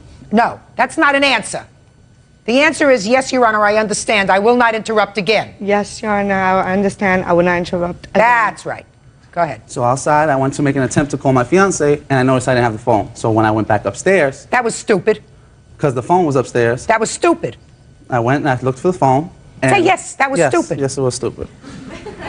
So I asked her if she had the you cell just phone. gotten out of the house, you pushed her, she scratched her arm, according to you. You leave the cell phone and you go. You don't go back into a confrontational area, sir. That's stupid, Mr. Lopez. Yes. All right, so you go back upstairs. What happened when you went back upstairs? When I got upstairs, I asked her, did she have the cell phone? She says, I don't have it. So as I looked through the house, I remembered I had it in my hand when I put my son down. When I looked into the crib, my son wasn't in the crib. I went and found my cell phone under the sheet. Again, I attempted to leave. Again, she blocked my way. I said, just move, then move. At that time, she told me she had called the cops and I was going to be arrested. I said, well, I'm leaving. And outside the door, a lady, which I had never seen before in this building, for the whole year I was living there, had my son. As I attempted to take my son from the lady, 2 female officers were coming upstairs. What were you taking your son from the lady for? I didn't know the lady. If I don't know the person, I don't want nobody I don't know having my son in my hands. I don't know what they'll do. So the 2 officers were downstairs. They came, and they brought us all into the apartment. Me, her, and the 2 kids. While we were in the apartment, the officers explained because this domestic problem, they were going to arrest both of us. At that time, they would take both children and put them in child custody. I said, I'm not pressing no charges. I don't want nothing. I just want to go home. My son can stay. I have no problems. At that time, the female officer told me to stand by the door, don't move. So at that time, there was a knock at the door. 2 more officers came, 2 male officers now. We go back inside. She's in there screaming. Next thing you know, all I hear is her mother screaming at me. Jason, I wouldn't do this to you. And she said, why are you doing this? I said, what's going on? The officer said, turn around, and they handcuffed me. Later, when I was taken down to central booking for arrest, I was informed of the charges. It was assault with weapon, child endangerment. They said I put a knife to my son's back. At no time did I ever touch a knife to grab against my son. Because of that, I had charges of an ACS for attempt on my child, and All right, you were held in jail for 2 days, is that right? for, almost 2 days. I called my fiance. All right, the charges were subsequently dismissed when you decided to drop all charges against each other, is that right? Yeah. Do you see your son now, sir, regularly? No. Why not? I still can't because she won't let me see my son. Uh-huh. It's a struggle for me to see my son. All right. And every time we went to family court for me to get a chance to see my son, she made false charges, knowing I was going to get visitation of my son, to have me arrested. Okay. I'd like to see first the medical bills that you have as a result of this incident on Christmas Day. I didn't get to get the medical bills because this happened so quick that I didn't get a chance to get them. So I have my pictures. Let me see all the papers you have. All the papers. Your Honor, Judy. Shh, just a minute. I have a scar on my left hand. Just a minute. And the lady that Just a called- second. These scratches are what you're talking about? Yeah, I had a scratch. All right. I had a hairline fracture in my left hand. Don't tell me you had a hairline fracture without any medical bills, without reports. Don't tell me about a hairline fracture. Excuse me, Judge? Shh. I'll get to you in a minute. Thank you. I have a few questions for Ms. Gonzalez. The police officer who took this report took your statement, is that right? Yes, and on the statement? I'm speaking. The police officer who took the report took your statement, and he read the statement to you, is that right? Yes, he did. And after he read the statement, he asked you if it was accurate, is that right? Yes, he did. And you said it was accurate, is that right? That's right. And you signed it? Yes. And you wouldn't have left out anything vitally important, is that right? No. So I'm going to read what you wrote in the statement. I didn't write that, the officer. What the I don't care whether you wrote it or the officer wrote it. I just asked you whether he read it to you and whether you signed it. You said yes. Real cases, real people. Judge Judy. Jason Lopez says ex-girlfriend Suhey Gonzalez had him falsely arrested for domestic abuse. Suhey claims Jason slammed her hand in a door and held a knife to their son's throat. All right, Ms. Gonzalez, I'm going to read what you wrote in this police report. It says, at the time and place listed above, the perpetrator, that's him, who was the victim's common-law husband, did grab the victim by her throat, choked her, at which time he forced her left hand between the door and the wall and repeatedly slammed the door on the victim's hand, causing substantial pain and swelling to the victim's left hand. That's what this says, okay? Now I'm going to tell you what you wrote in your answer.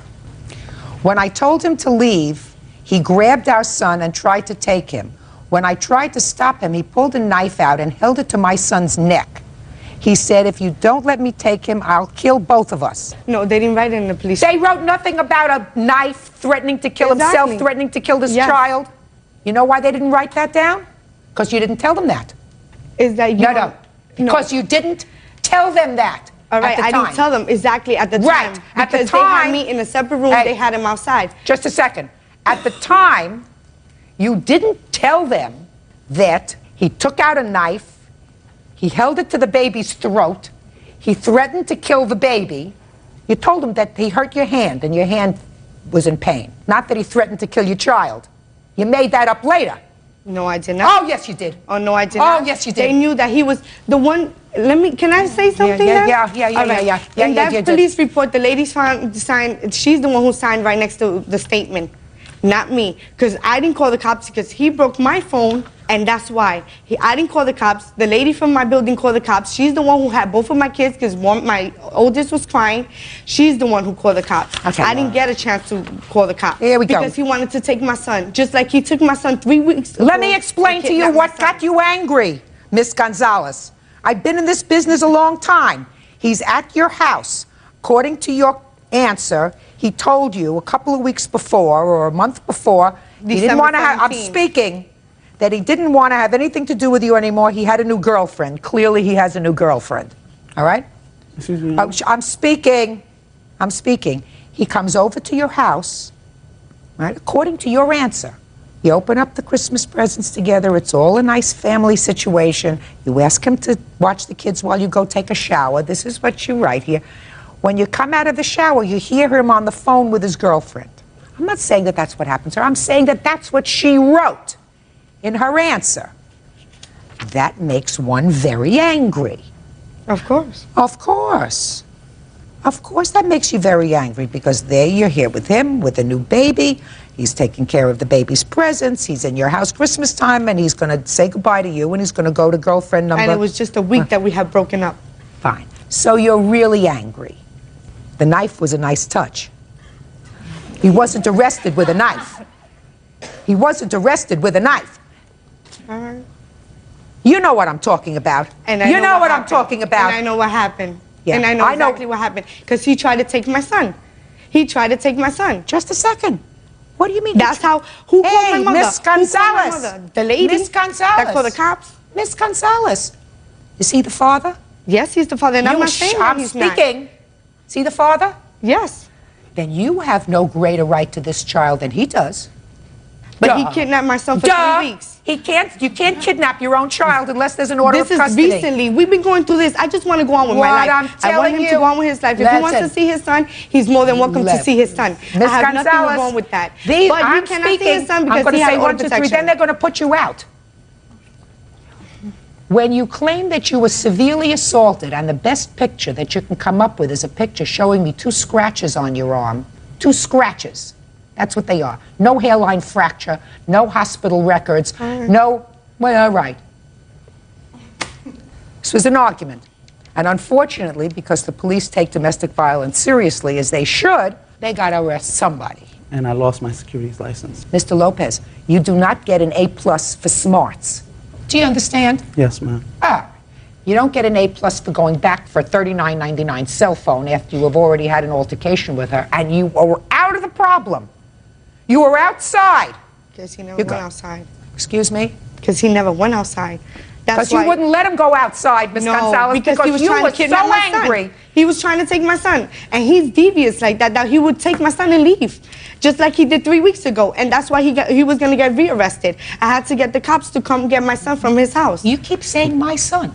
Because he's my son. Because he don't pay no child support. He doesn't do nothing. What do you do for a living? He hasn't done nothing. What do you do for a living? I was working. What do you do for a living now? Nothing. Who supports the child? I do. No, not if you're not working. You get welfare? Yes, I do. If you get welfare, then I support your son. You think I should take him? Yeah, but I was working. Just a second. Do you understand what I'm saying to you? He doesn't support his child, and you don't support your child. I support your child. So that means that I should get custody? Don't be ridiculous. All right, Ms. Gonzalez, you keep saying, it's my child. He's taking my child. He's entitled to see his child. It doesn't sound to me like he's too bright. Because he went from this child, you're going to have another child? You keep rubbing your belly, right? Yes. You got enough trouble with one. You're going to make another one? Yep. How many more do you have? That's the only one. The only one coming.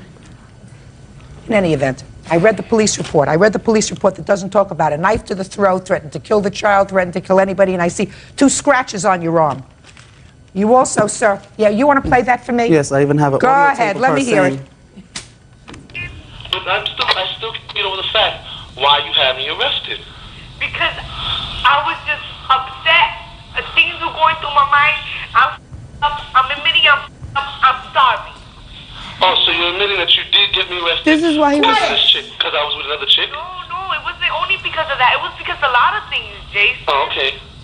But then why did you tell him I punched you in your face, I choked the out of you? No, I didn't say that. Gigi, the DA said that in the court.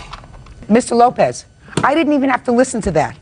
I mean, I've heard this, I've been around this business now for 27 years, right? Yes. And I know, when I read your papers, I see her affect, right? Yeah. And I know exactly what happened. That doesn't mean that you were smart, A, as I said, to go back to the cell phone, B, to get a telephone call from your girlfriend. Tell your girlfriend, don't call me until I call you. I don't want to create any more problems with her. I'm going to open presents with the children.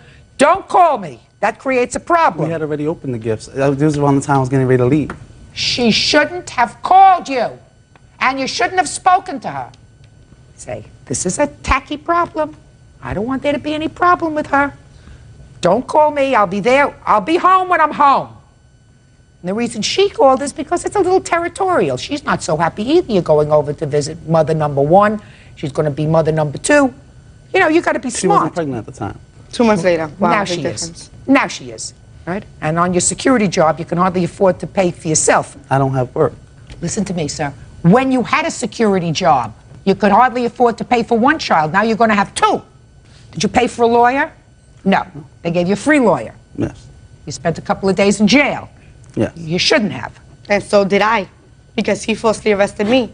For what? He said that I made phone harassment. On June 30th, he called me. I have the phone records for that. He called me with my own phone card that he rung up. He falsely arrested me on June 31st. I got arrested. I made the report on June 30th.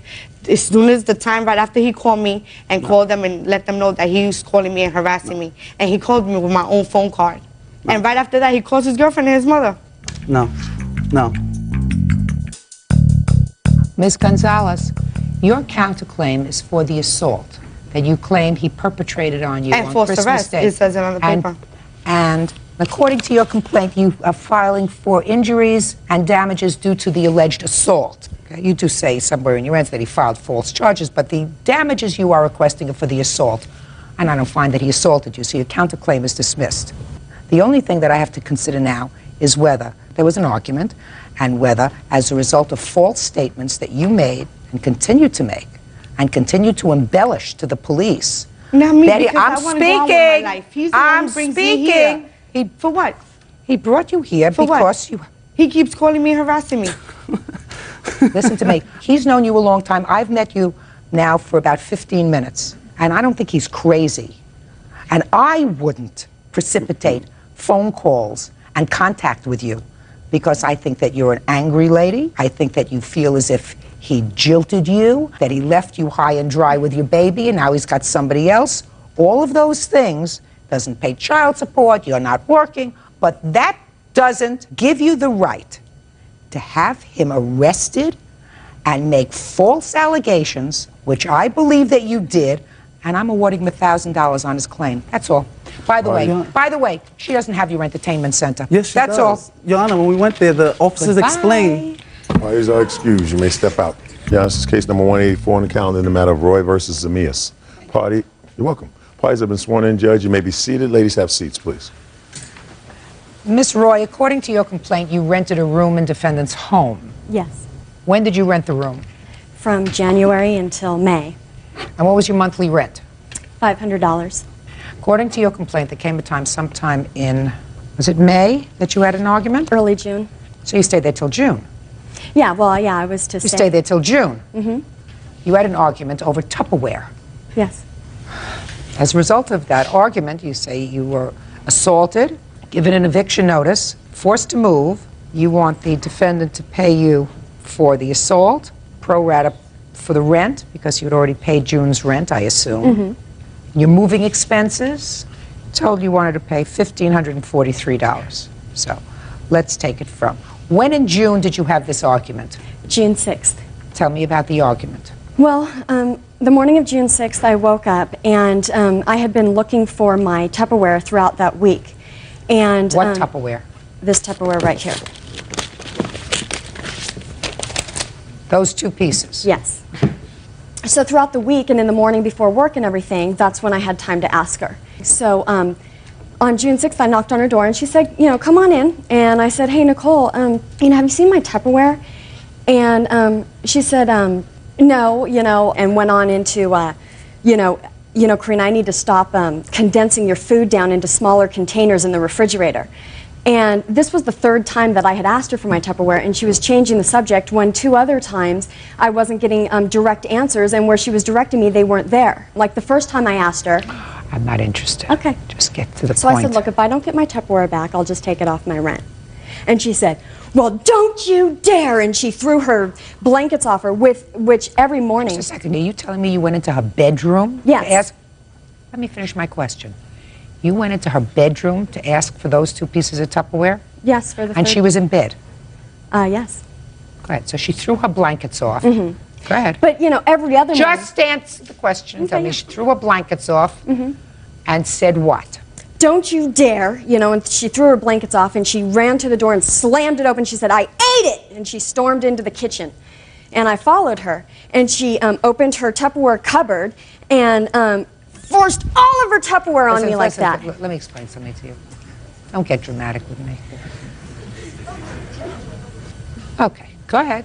So she... And threw all of her Tupperware on me. She didn't throw all of her Tupperware on you. Yes, she did. Yes, How did she did. Miss Roy, you're standing there, so what you're telling me, she took out each piece of Tupperware from the cupboard and threw it at you? No, she has a Tupperware cupboard, and she put her arm on one end of that Tupperware cupboard, and with all of her force, threw it on me, and I was standing behind her, and it landed on me. Is that the assault you're talking about? No, and there was one other. No. Is that the assault that you're talking about? That's one of them, yes. And when was the other one? Then she kept standing there and screaming, you know, how dare you, and don't you dare, don't you even dare, Karina, shame on you, shame on you. Listen to me. Like this. I hear you. Okay. Go ahead. Well, this is what she was yelling at me. Go ahead. And I said, you know, Nicole, you said you were going to take care of my Tupperware, and and on Sunday your maid came, and I haven't seen him since. And she said, there's your answer, Karina. Look in that cupboard there. Look in that one. And I go over there, and I open it up, and it's kind of on the ground, so I kneel down, and there's my Tupperware, and I grab it. And when I'm down, She's leaning her whole body into me, pointing her finger in my face. How dare you? Don't you even dare. Shame on you. That's it. I want you out of here. And she hit my head with her finger. She had all of her weight on me. Next. So what happened next? So then I got up and I'm just like backing away. I'm like backing away. I'm walking out of the kitchen, you know, and she threw her hand up. Damn you, how can you do this? And that's it, Karina, I want you out of here in 30 days. And I'm standing there, and we're standing in front of Anna now, okay? And I said, good. And Anna stood up and said, hey, and looking directly at me, and said, hey, the babies, as she's looking at me. And I had not said anything through this whole entire time. What did she say? The babies. The babies.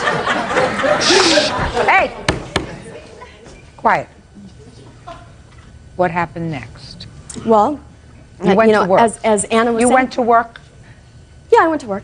And what happened when you came home from work? There was a letter in my room. And what did the letter say?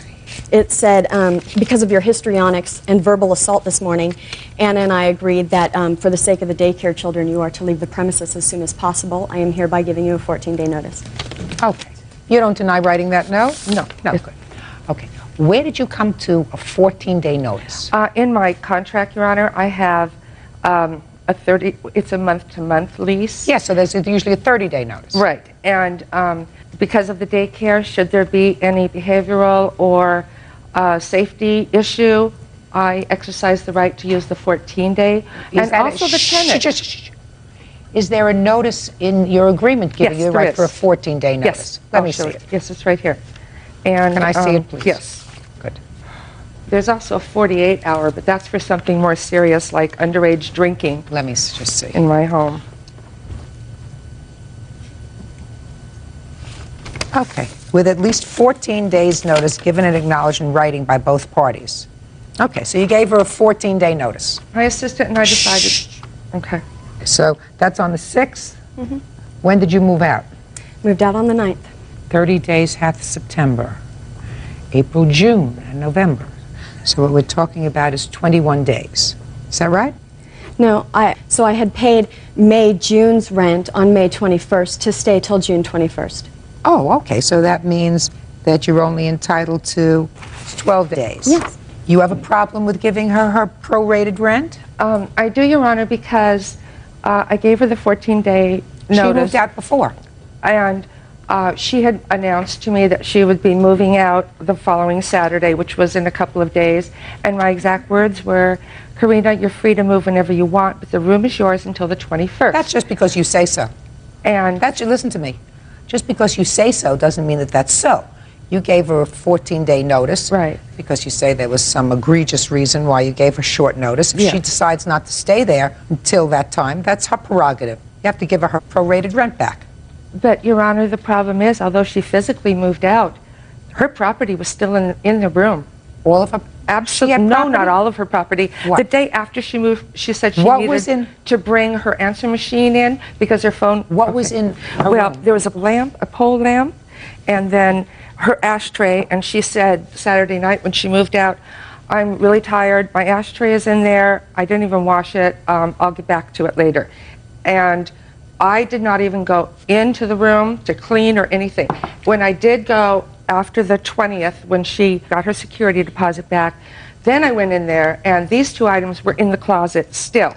Is that the other items? The lamp that she had said when she was moving, she said, you can either give this away or throw it away. Then you should have done that. Real cases, real people. Judge Judy. Karina Roy says former landlord Nicole Zimius assaulted her with Tupperware. Okay, what items do you think suggest that she still occupied the room? The teddy bear and the cup? Well, listen to me, speak. The lamp. The lamp she told you to get rid of. The ashtray, and these two things, with the kind of ups and downs that we've had in her stay, I was not about to even go into the room, and I didn't. That's fine. That's your prerogative. You did, you didn't. I don't care whether you did or whether you didn't. Clearly, you gave her a notice because you didn't want her around. You felt as if you wanted to give her 2 weeks to get out. That's fine. I find that she elected to move out before. I believe she's entitled to do that. She doesn't want to be there if you don't want her there. She moved out. She gets her portion of the rent back that she paid, because I don't consider that, a cup and her teddy bear, leaving property in the house so that you couldn't rent the room again if you wanted to. All right. Now, next, you want her to pay your moving expenses. Is that right? Yes. Wrong. So we've just dealt with that. You don't get your moving expenses. Now, damages due to the assault. I'm prepared to hear you if you want to tell me what your damages were as a result of the assault. Because of this, I mean, the way I physically felt, okay, was just like somebody just ripped I just felt hollow in here. I mean, I did not feel stable at all. My driving You're not stable. Anybody that walks into a bedroom, somebody sleeping in their bed, to ask for 2 pieces of Tupperware and start an argument with them while they're in bed over 2 pieces of Tupperware isn't too stable. Okay. To start with. Well, because $500 divided by 30 equals $16.66. Clear that? Yeah, just multiply. What? Just multiply. Yeah, I'm going to do that. Wait a second. I'm learning how to use this machine. Okay, I'm trying to tell you. Just a minute. Times 12 equals $199.92. That you are entitled to. Judgment for the plaintiff in the amount of $199.92. Thank you. You want to give her back a bear? Certainly. Perfect. Bird, would you take care of the bear and the cup? Sure. Parties are excused. You may step out. She fought with all the tenants. She fought with me. She fought with my 2 sons who don't even live there anymore. Absolutely not. I'm such a meek, shy person. I bowed down to them and I stayed out of their way. And now the next case. All parties on Habib versus Fields. Step forward, please. 27-year-old tutor Nafisa Habib is suing her ex-boyfriend's friend, 28-year-old bakery worker Anise Fields, for smashing her windshield with a baseball bat. Ms. Habib, both you and the defendant have a child. Yes. And that child was fathered by the same person. Yes. So that's how you know each other. Yes, ma'am. And I would assume that you don't like each other. I have no problem with her. Well, then you think she doesn't like you. I guess, yes. Because it's your claim that she smashed the windshield of your car. Yes, ma'am. When did this take place? January 12, 2001. Where? His uncle's house where he was staying there at the time. This is the father? Yes. Of both children? Yes, ma'am. You have any other children? Yes, I do. How many? 4. 4 other ones? 4 children altogether. Altogether. How old is your child? My child is 3. And yours? He's 3. My child's 1 month older than her son. Tell me how it happened that you happened to be in the same location. January 12th, he called me and asked me to bring over my daughter. He doesn't see her a lot, so I brought her over. To where he was staying? Yes. While we were there, I was downstairs in like the lounge area in the basement, and he was upstairs. And I heard some banging on the door. I thought he had locked himself outside the house. So I called upstairs, Rude Boy, did you lock yourself outside? What's his name? Rude Boy. By that time, he came downstairs. He said, Anise is outside. Anise? Yes. That's you? Me. Yeah. I said, are you going to let her in? He said, no, she's upset. She's going to want to fight. I said, fight who? That's when she busted the basement window. She had a bat in her hand, and I saw her. Rude Boy ran upstairs. I stayed downstairs. They were outside. I heard her yelling, what do you think, I'm stupid? Is she in there? Is she in there? I heard him yelling. He said, I'm going to call the police. He came in the house. Apparently, she left. He came downstairs. He didn't call the police. We started cleaning up the glass. At that time, I said, Rude Boy, let me drop you off at work. When I went to my car, opened my door, I saw the glass on my seat and saw she bust my windshield. I switched cars with my father and I went to her house. She invited me in. We talked for a while. The end result of the conversation was that Anise said she was going to pay for my windshield when she got her school money because she didn't have any money at the time. The very next day, after Anise busted my windshield, she called me and she apologized continuously. Nafisa, I'm sorry, this is not me. I don't go around busting girls' windshields. I felt sorry for Anise because I know how it is for a brother to allow you to believe that it's all about you and it's not all about you. So I felt sorry for her. I said, no problem, Anise, when you get the money. So, bottom line is, you saw her with a bat break the basement window. Yes. But not your car window. No. But she did, in fact, tell you that she would pay for it. Okay, let me hear you. She's lying. Basically. Why don't you just tell me what happened? You went over I wasn't there. No, I was not there. No. Just a second. Are you telling me that you never went to the house? Yes, that's what I'm telling you. I think you have to come up with a better story than that. I'm going to tell you why. Because I believe her when she says that you came to the house. Mm-hmm. I believe her when she says that she saw you with a bat in your hand and that there was glass downstairs at the basement window. So I think we're going to start over again. She's lying. He lives there. So he was there. So he can tell you.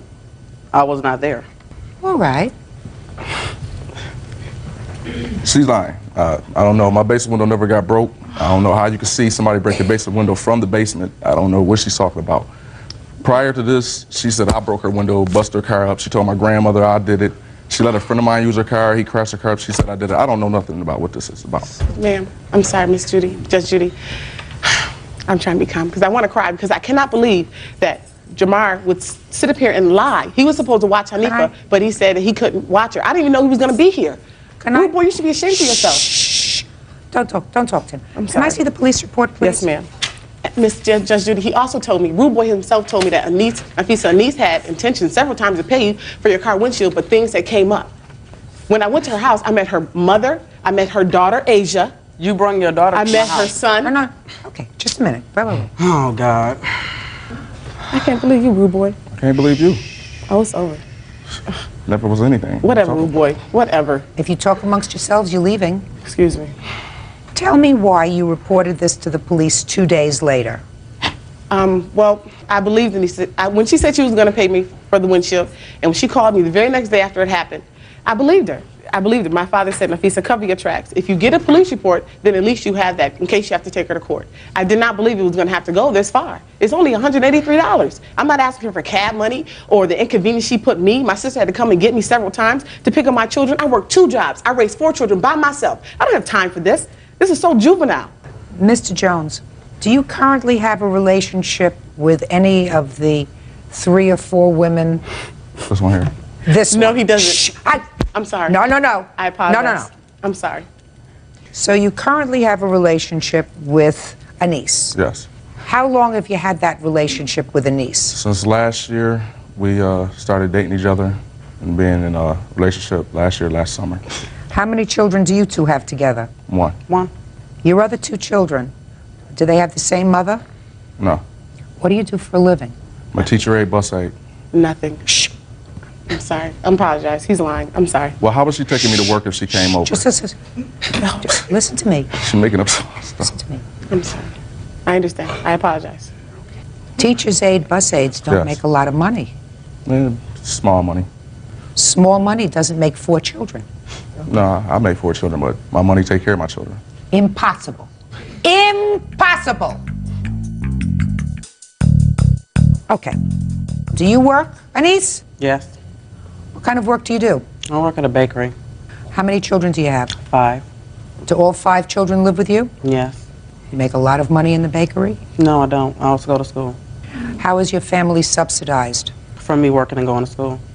How much money do you make at the bakery? I make $5.50 an hour.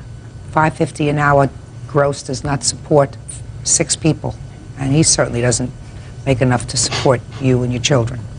What kind of work do you do? I tutor children full-time, and I work at a floral shop part-time. How many children do you have? 4. What other support do you get for your children? I receive food stamps, and that helps a great deal. How old are your other children, Mr. Jones? 10, 2. So you have a new child, not with either one of these 2 women. Yes. And shortly after that child was born, you renewed your relationship with Anise. Is that right? Yes. Excuse me, Miss. Shh. $183 is what the windshield cost you? Yes, ma'am. Pay it. $183. Judgment for the plaintiff. Thank you. Parties are excused. You may step out. This is case number 154 on the calendar in the matter of Brock versus Courtney. Parties have been sworn in, Judge. You may be seated. Ma'am, have a seat, please. Mr. Brock, you are a peace officer. Is that correct? That's correct, Judge. Your complaint is that you made a traffic stop of the defendant for speeding, and that subsequent to giving him a ticket, he filed a complaint against you, which was patently false, with Internal Affairs causing an investigation. And while you were cleared of all charges, that report will remain on your file permanently, and you want him to pay you damages. That's correct. That's what the case is about. So I have a couple of questions, then I'm going to go to Mr. Courtney. How long have you been a peace officer? I've been a peace officer, Your Honor, for approximately 9 years. And what is your assignment, sir? I'm assigned to the traffic division as a motor officer and an accident investigator. When did this incident happen? The incident occurred on September 2nd of 2000, What time of day? approximately 8:30 in the morning. And what was the reason that you stopped the defendant's car? On that date and time, Your Honor, I was in uniform working speed enforcement in my jurisdiction. when my attention was drawn to a vehicle traveling at a high rate of speed on a street named El Camino Real. My visual estimation of the vehicle's speed was approximately 50 miles an hour, which is about 15 miles an hour over what's posted for that roadway. And that roadway in itself has numerous driveways and businesses in this particular area, which restricts a sight distance for vehicles traveling. Whatever. So you thought he was going about 15 miles over the posted speed limit? That's correct. You pulled him over? Yes. When you pulled him over, you identified yourself as a peace officer? Yes, I did, and I was in uniform. Mr. Courtney, I'm going to come to you next, and I want you to tell me your version of what happened after you were pulled over. The officer came up to my window, and I inquired of him as to why Well, just tell me what you said. I inquired of him. Tell me what you said to him. He came up to your window. Did he say anything to you, or did you say something first? He asked me for my identification. Did he say, can I have your identification Yes. or your driver's license and registration? Exactly. Yes, he No. did. Which one? He asked me for my driver's license and for registration. Did you give it to him? I looked for it, and then I suddenly remembered that all of my identification, along with my passport, was in my briefcase, which was sitting at home in another vehicle with my driver waiting to take me to LAX. I was on my way to Europe. And you told him you didn't have Yes, I did. driver's license nor the registration for the car. Yes. What did he say to you then? He asked me for my particulars, my age, my date of birth, my address, my height, my weight, color of my eyes, and I gave him that information. Okay. Go ahead. And he then returned to his motorcycle, which was probably 5 to 10 yards, parked behind my car, and he was there for quite some time. And then? Then he returned to the car, and he presented me with a ticket to sign. Mm-hmm. And I signed it. And then? And then he tore the ticket off, and he left. So that all sounds very nice. And then what did you do?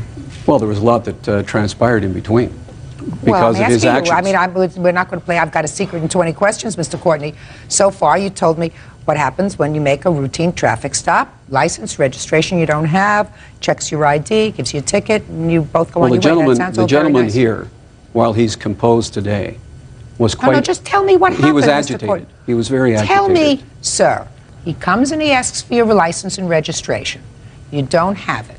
I want you to tell me point by point, which I thought you did, what it was that caused you to file a complaint against him.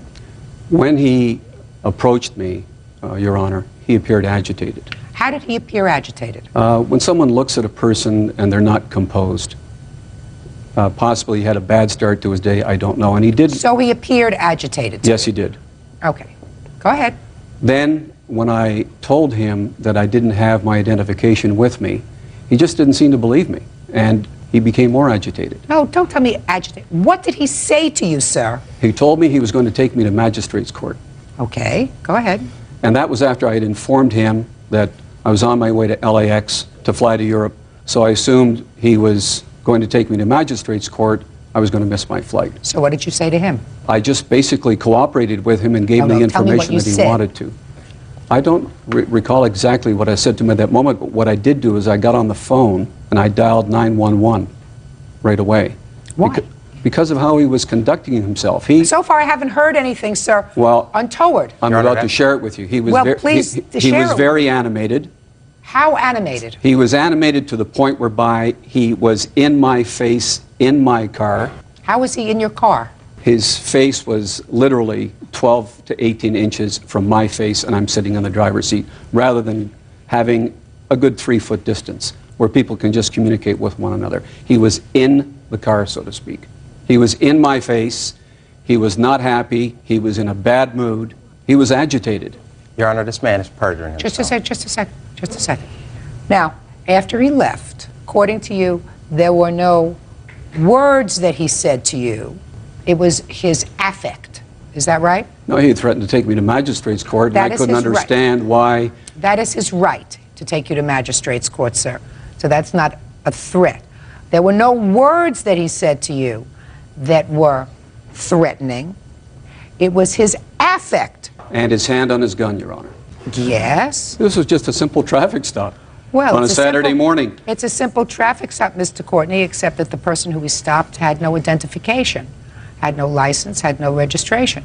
So what initially is a traffic stop becomes something else when there is no identification. I'm going to repeat myself. Other than the fact that you say his affect appeared to be agitated, he did not threaten you in any way. He didn't curse at you in any way. Is that right? That's not correct, Your Honor. Well, what did he say to you, sir? That's what I'm trying to get to, The Mr. intonation in his voice, he was very abusive in how he addressed me. Tell me, sir, what he said. I don't recall the exact words, Your Honor, but just the manner in which he conducted himself. He didn't comport himself properly. All right. May I see the report that was filed, please?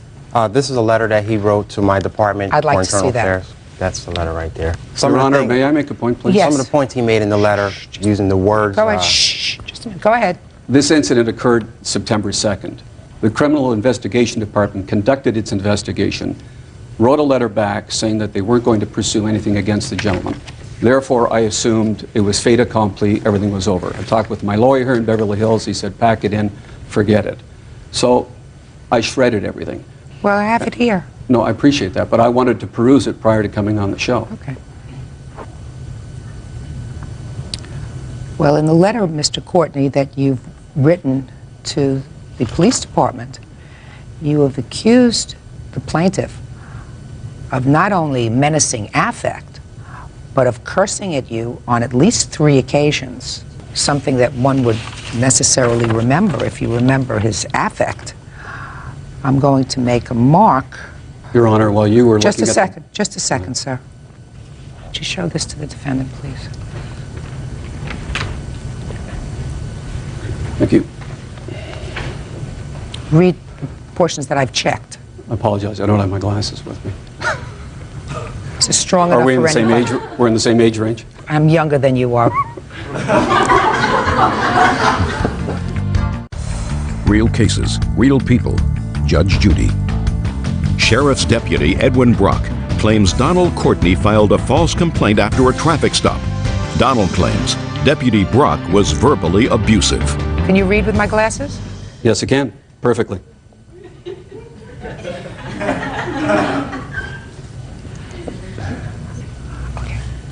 Now, I'll take them back.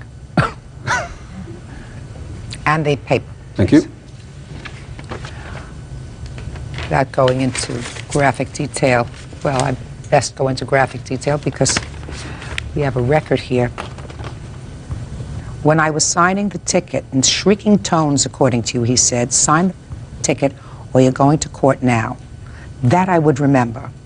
Then, you say, he said to you with his finger, you and your limousine.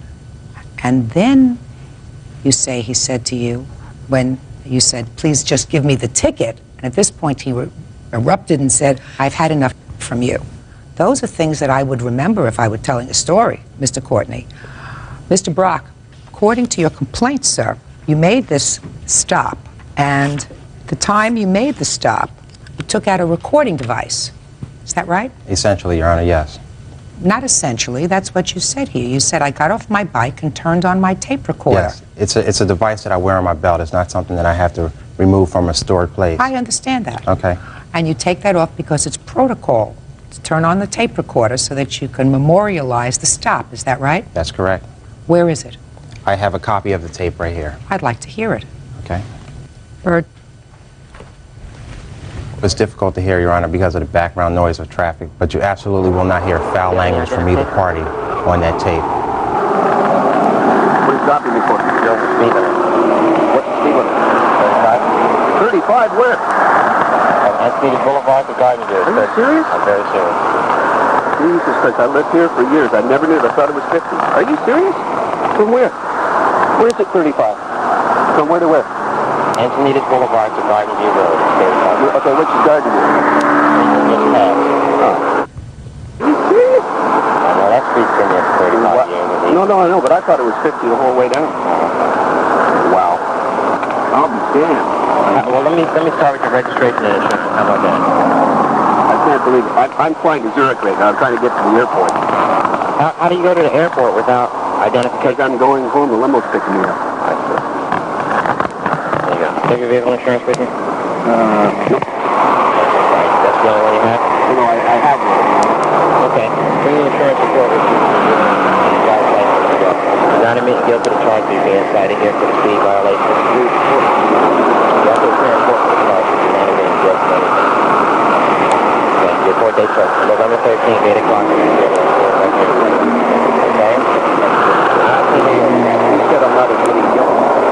Well, your constitutional right does. Even if you agree to... What are you charging me for?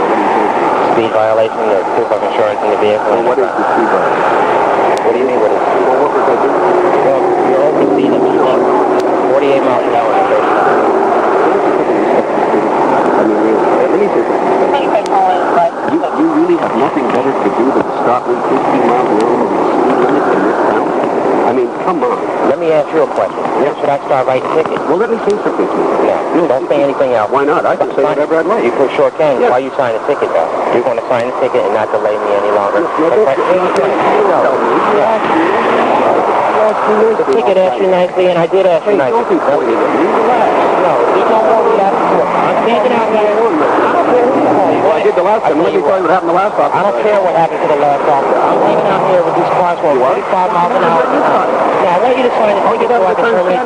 You want to terminate the contract by signing the ticket here. I'm not going to sit here and argue with you. I'm trying to talk to you now. I don't want to do it anymore. You know why? You're going downhill. You're getting the ticket. From what? You're getting the ticket whether you like it or not. I don't mind. Okay, I would like you to sign so I can go. Relax. You can voice your opinion in court. If you sign the ticket and you can relax on your trip to Switzerland or wherever else you go. I'll take it there. You want to go sign in front of a magistrate, you can sign it. If not, you sign it right here. It can be taped later on. Right here on the side of the road is not the place to have debate with cars going behind me at 40 and 50 miles an hour. I'll tell you, this is not the end of it. Respect, you know what? It's not the end of it. You won't be the first one. Oh, no, you don't know what happened last time I took an officer's report. Here's your copy. Hang on, don't go. I need your things, your thumbprint here since you don't have any driver's license. Would you put your right thumb on the pad right here, please, and just lightly touch the box? Good day. I got a problem. Drive safely.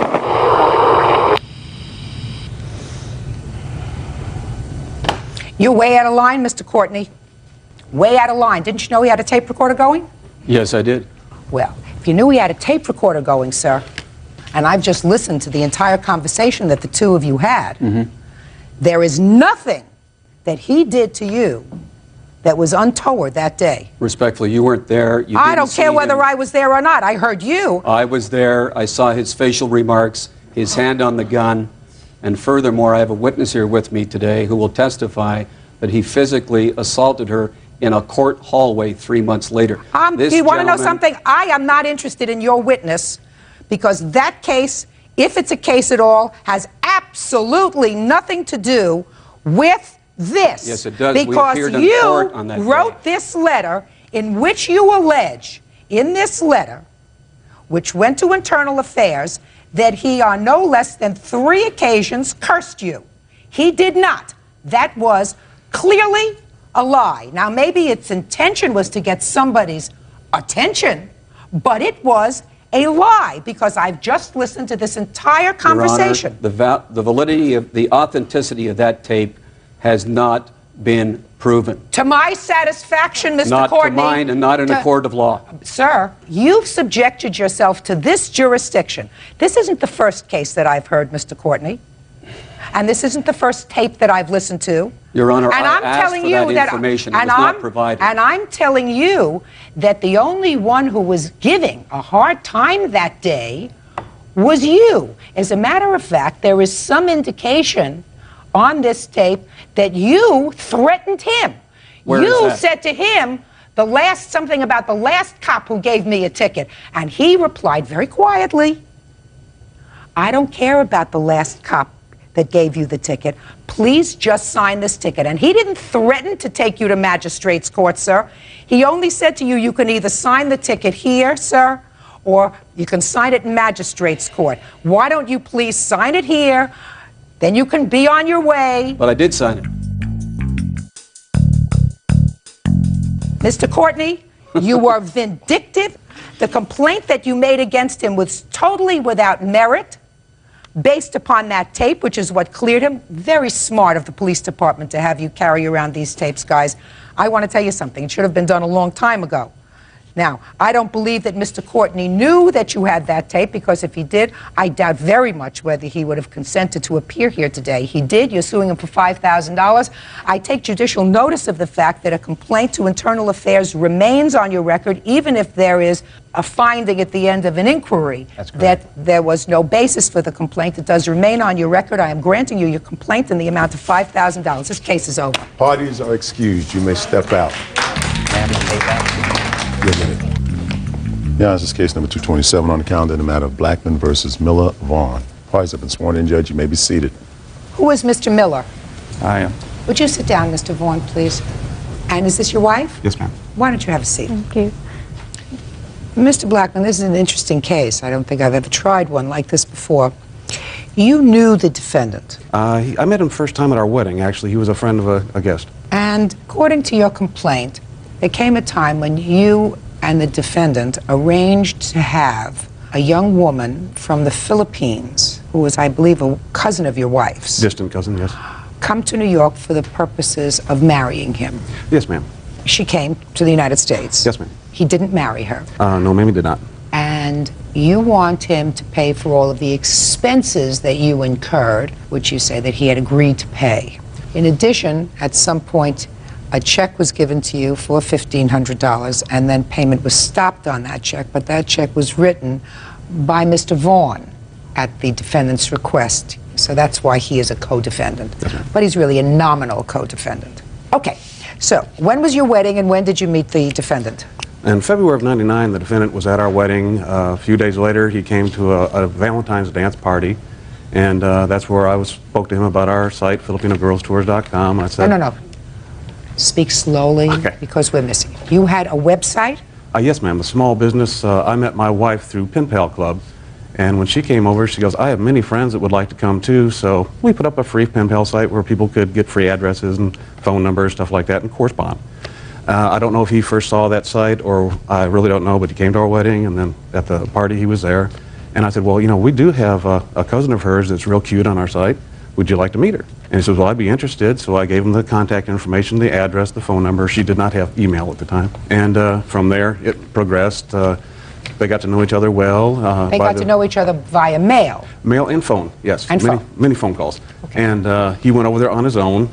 He went to the Philippines? Yes. And visited, that is correct. When did you go to the Philippines, sir? It was April or May.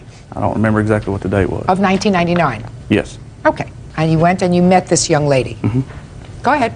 Yes, when he returned, he relayed to me how happy he was, how he would treat her so nicely, that he really loved her, and he was very frustrated that they were never left alone this whole time. And in the Philippines, most girls are very chaperoned.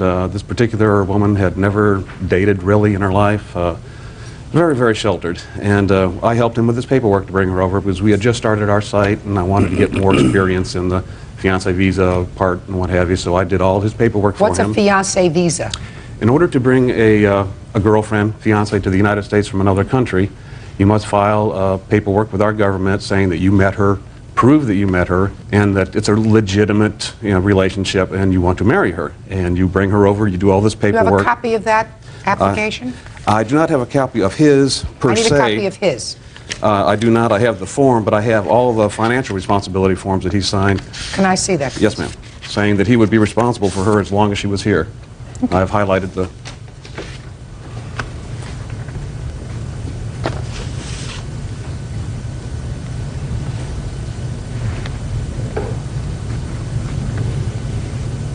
Okay, and you signed this financial affidavit, sir, on the 31st of August, 1999. Is that right? I'd have to see it. Sure.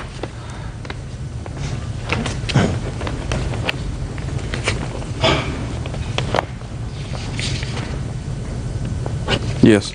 Good. So you signed the financial affidavit in August of 1999, agreeing to be financially responsible for this young lady when she came to this country. Right. It said that I would be responsible so that she wouldn't be a burden upon our state. That's correct, but that's only one of the affidavits that you signed. That's why I read the second one very carefully, which is, the first one says that you agree that she will never become a public charge while she's here, but the second affidavit that you signed, sir, says that a plaintiff may seek specific performance of my support obligation, and you acknowledge that any federal, state, local, or private agency that pays any means-tested public benefit on behalf of the sponsored immigrants has standing to sue you to meet my financial obligations. Okay, I got it. Now, when did the young lady come here? She arrived on Friday, the 28th or 29th of January, I believe. The wife and I actually picked her up at the airport because the defendant said he could not get off work to pick her up. So we drove to Atlanta from Asheville, a considerable distance, picked her up, brought her that evening, left him at his apartment, where I even helped him move to. That night, they were alone. It was Super Bowl weekend. That Sunday, they came over. The girl was very, very upset with herself, what have you. Mr. Miller had talked her into giving up something very precious to her, which was her virginity, which is something these girls really hold proper to them, because he had spent so much money to bring her here and so much effort. She figured, well, he's going to marry me, it's okay. The way things worked out, she found out she did not know we had loaned him the money to bring her here, because that wasn't... Now tell me about that loan. Mr. Miller was in the process of moving, and I had gotten to know him a little bit, doing his paperwork for him and what have you, and he seemed to be a very nice fellow. So I helped him move, brought his washing machines over to my house to store, because he didn't have a place to put them, things like that. After he moved, we picked up the girl, brought her to his house and what have you. Tell me about the money. Oh, the money. During this move, he's saying he had put deposits down for this, for the phone, for the apartment and everything, and he was very low on money. And I figured the girl's a cousin of my wife, so I said, would you like to have a loan to bring her here? I could loan you the money for the plane ticket as long as it did not take too long to pay me back. And he said, oh, I could pay you back in 90 days, no problem. I just started a new job. How much was the ticket?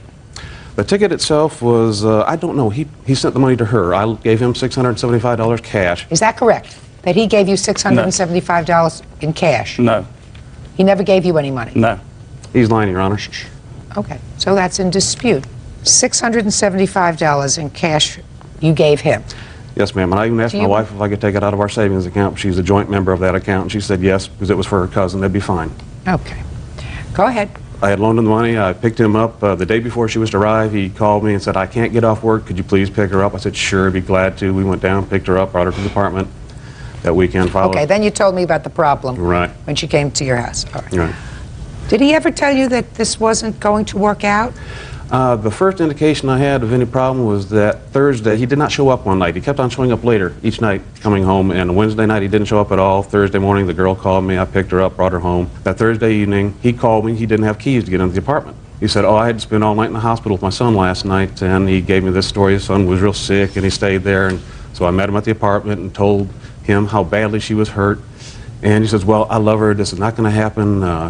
You know, let me get cleaned up, I'll come over. That was the last I saw him in person until our criminal court trial came up. He called me the next day and said... What criminal court trial? For the $1,500 check. Oh, okay. That was dismissed due to, it was a post-dated check. Okay. North Carolina laws. When for the first time, I asked you, did he tell you that this was not going to work out? He called me on the phone that week, I believe it was that Thursday evening, and said, I'm not going to marry her. And I said, well, why? And he says, well, that's personal, I'm not going to tell you. I've got to go out of town this following weekend. When I get back, I'll get with you. And he never did call back. Mr. Vaughn called me and said that he had a check that he had written to cover her expenses for her plane ticket, my loan, a small amount of living expenses until she went home. And I was to pick the check up at the apartment. Well, we didn't have a key. We couldn't get in. Well, you must have said something to him about money. You owe me some money. You owe me the money that I gave you, $675, actually, and the return, and her return flight as well. Right. It was actually him that volunteered the money at first to pay for her plane ticket home, because he knows this is a responsibility that he signed, that he is responsible for this woman, and if they do not get married after 90 days, he has to return her. It's an agreement he's made with the U.S. government. Okay. So he was aware of his obligation. Real cases, real people. Judge Judy. Carl and Lori Jen Blackman say former friend Chris Miller borrowed money to fly in his girlfriend from the Philippines. Chris says there was no agreement to pay the money back. When did she go back to the Philippines? It wasn't until September. Why not? Because, well, she was so ashamed of herself, and in the Philippines, and I do have evidence from doctors that treat women in the Philippines. I'm not interested in that because it's really not germane. She's not here. She was, for emotional reasons, she didn't go back. Right, and plus the check bounced. We could not get it to cover. 5 times I took it, it would not. Each time I took it to the bank itself, they said, I'm sorry, there's not enough funds, and then I ran it through my bank to have it stamped. But that was $1,500, and that would have covered her return flight to the Philippines. And my loan. And your loan to him. Yes, ma'am, and a small amount of living expenses for a week or two. So the whole thing was $1,500. So how did $1,500 become $5,000 that you're suing him for? Well, we never could cash the check. It was never any good. So she stayed with us. She was real ashamed and didn't want to return home, and she did not have the money to return home because the check was canceled. And I had told Mr. Vaughn about a week after the check, when I first tried to cash it, I said, well, why isn't there any money there? And he said, well, my wife wrote a check. It'll be good in a couple of days. And I said, well, yeah, I think Cheryl may be staying a while anyways because she's very afraid about going home. Okay, I got it. So the rest of this money, $3,500, is for her living expenses. Basically, and attorney's fees, and we had to buy her clothes. She had no clothing other than summer clothing, and this was middle of winter, so we had to buy her clothing. Well, she should have gone home immediately. With what money? With the money that you would have lent her and then sued them for the $1,500 and it would have been over with. I don't have thousands of dollars in the bank. This isn't fair. We're not talking thousands. We're talking about a return airplane ticket. But it was Mr. Miller's responsibility to return her. How much was the return air ticket? When I returned her, it was $640, and it was during the low time of year. In January, it's a high travel time. It could be as much as $1,000 or more. All right, Mr. Miller, let's hear it. Well, went over there, met her, did all the paperwork and everything to bring her over here. Paperwork. Then in December, when I talked to her, I told her, I said, I don't think it's going to work. You mean December before she got here? Right. Why did you tell her that in December? Well, I had met my wife. We had dated, I guess it was about 8 or 9 years ago. And we had met, and we started seeing each other. And that's when I told her, I told Cheryl, I said, it's just not going to work. So you told the young lady that you didn't think it was going to work out. Is that right? Yes. Okay. What happened next? She came here. Carl picked her up at the airport. Well, when you told her in December that it wasn't going to work out, she hadn't been here yet. Why didn't you cancel these papers? I didn't know what, she was already in Manila. I didn't know what to do. You mean she had traveled to Manila in order to come here? Yeah, you have to go to Manila. You have to go to the embassy in order to come to the United States. The interview so she had already done the legwork there and was on her way here, and they had been using your papers to process her. Right. Okay. So you knew she was going to come? Right. In January. Well, I told her not to come. She came anyway. Carl brought her to the apartment. I told her, I said, look, it's just not going to work out. I think it was like two or three nights I stayed there, and I think that was it. Why did you have sex? Don't speak. Mr. Miller, when she stayed at your apartment for 2 or 3 nights, did you share a room together? Yes. Why? Because there's only bed. I didn't have a couch or anything. I just moved. So you shared a bed together? Yes. While he was living with your other girl. Mr. Blackman, he was very quiet. You have to be very quiet. Yes, ma'am. What arrangements did you make to get her a return ticket to go home? When me and her had split up, or she had left, went to Carl's house. That was just a few days later. Right. Carl had went around telling everybody he was going to have me for abandonment, had me put in prison, $12,000 fine. Prove it. Mr. Blackman, this is the last time I say that to you, sir. The next time I dismiss your case. Do you understand? I control it here. Yes, ma'am. It goes in an order. You, then him. Then if I have any questions. Do you understand? Yes, ma'am. Are you used to controlling things? Not really. Uh-huh. Does your husband like to control things? She wears the pants. What? She wears the pants. I somehow doubt that. Go ahead. So once I heard what he was trying to do, I didn't know what to do, so I called my congressman. They put me in touch with liaisons. I told her what was going on. I said, I need to stop the fiancé visa. She said, okay. Well, I talked to Carl. He said, look, you pay $1,500. It'll all be said and done. It'll be over with. I said, okay, fine. It'll be done.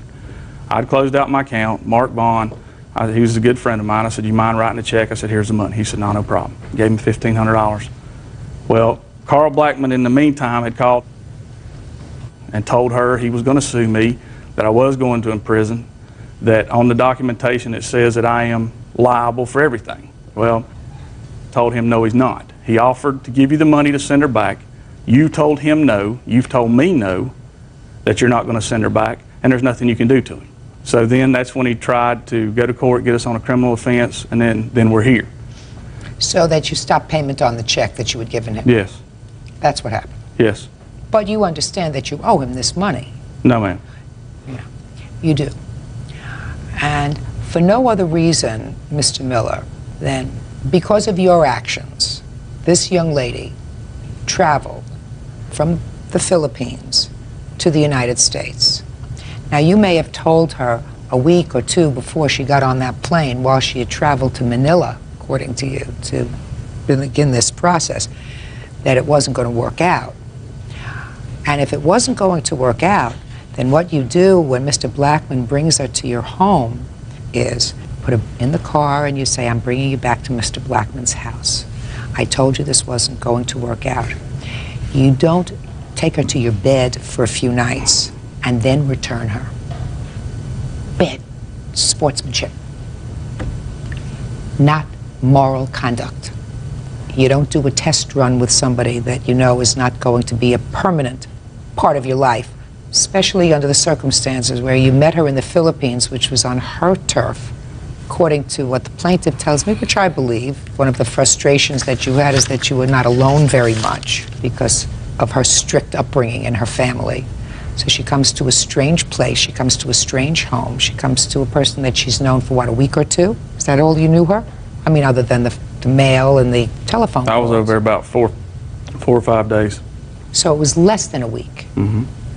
And she's vulnerable because she's here, she doesn't know anybody. I don't know how her English is, but she's certainly very vulnerable, and you took advantage of that. Bad show. And I can understand when Mr. Blackman says that there was an embarrassment that she had in going home right away, and she had to emotionally prepare herself to go home because she was going home different from the way she came. How old was she? 25. And how old are you? I just turned 35. And you have a child. Yes. I see that from here. Were you married before? Yes. Once before? Twice. So you've been around the flagpole a couple of times, I as guess you could opposed say to this that. young lady. I don't know if she had or hadn't. I would say not. The only other expense that I haven't addressed is your attorney's fees. Now, you said you had attorney's fees. Yes, we tried to change her visa so she could stay here without going That's home. not his problem. Yes. That's your problem. That's her cousin. If you tried to change her visa, Yes, ma'am. then you're doing that out of the goodness of your heart. That has nothing to do with his relationship with you. Yes, ma'am. I certainly believe that you are entitled to be reimbursed for certain of your expenses. Yes, ma'am. And certainly for the $1,500 plus your airfare, I believe that you did provide airfare both ways for this young lady. And I believe that she probably needed a period of adjustment before she went back. Yes, ma'am. Not she came one week and she goes back the next. Kind of embarrassing. But I would say, Mr. Blackman, that she's not here. I cannot inquire of her. But I would say a month or so should have been sufficient time for her to get over this and to go home. Mm-hmm. Did she stay with you the entire time? Yes, ma'am, she did. Okay. So on your claim, Mr. Blackman, I'm awarding you $2,500. Thank you. The $1,500 that he was supposed to have given you, plus $1,000 a month for the month that I believe would have been sufficient time for her to prepare herself to go home. So on your claim, sir, I am awarding you $2,500. Thank you. Didn't do the right thing, sir. That's all. Parties are excused. This is case number 439 on the calendar in the matter of Elite Limousine versus Armstrong. Parties have been sworn in, Your Honor. You may be seated. Folks, have seats. Who's going to speak on behalf of Elite Limousine? I will. Good. Tell me your name. I'm Deborah Williams. Well, it's an interesting case. You provided limousine service for the defendant's wedding. Picked up the defendant and I assume the wedding party at the church and took them to where they had to go. Your bill for the evening was $795, something like that. Yes, Is that right? Yes, ma'am. Defendant refuses to pay. The defendant says that it was very nice of you to send the limousine. She never hired you. Correct? Yes, ma'am. Okay. When were you married? October 26th. Where? At Zor United Methodist Church in Greer, South Carolina. How big is this town in Carolina? It's not a very big town. How many churches are there? Probably 30. Was this on a Sunday?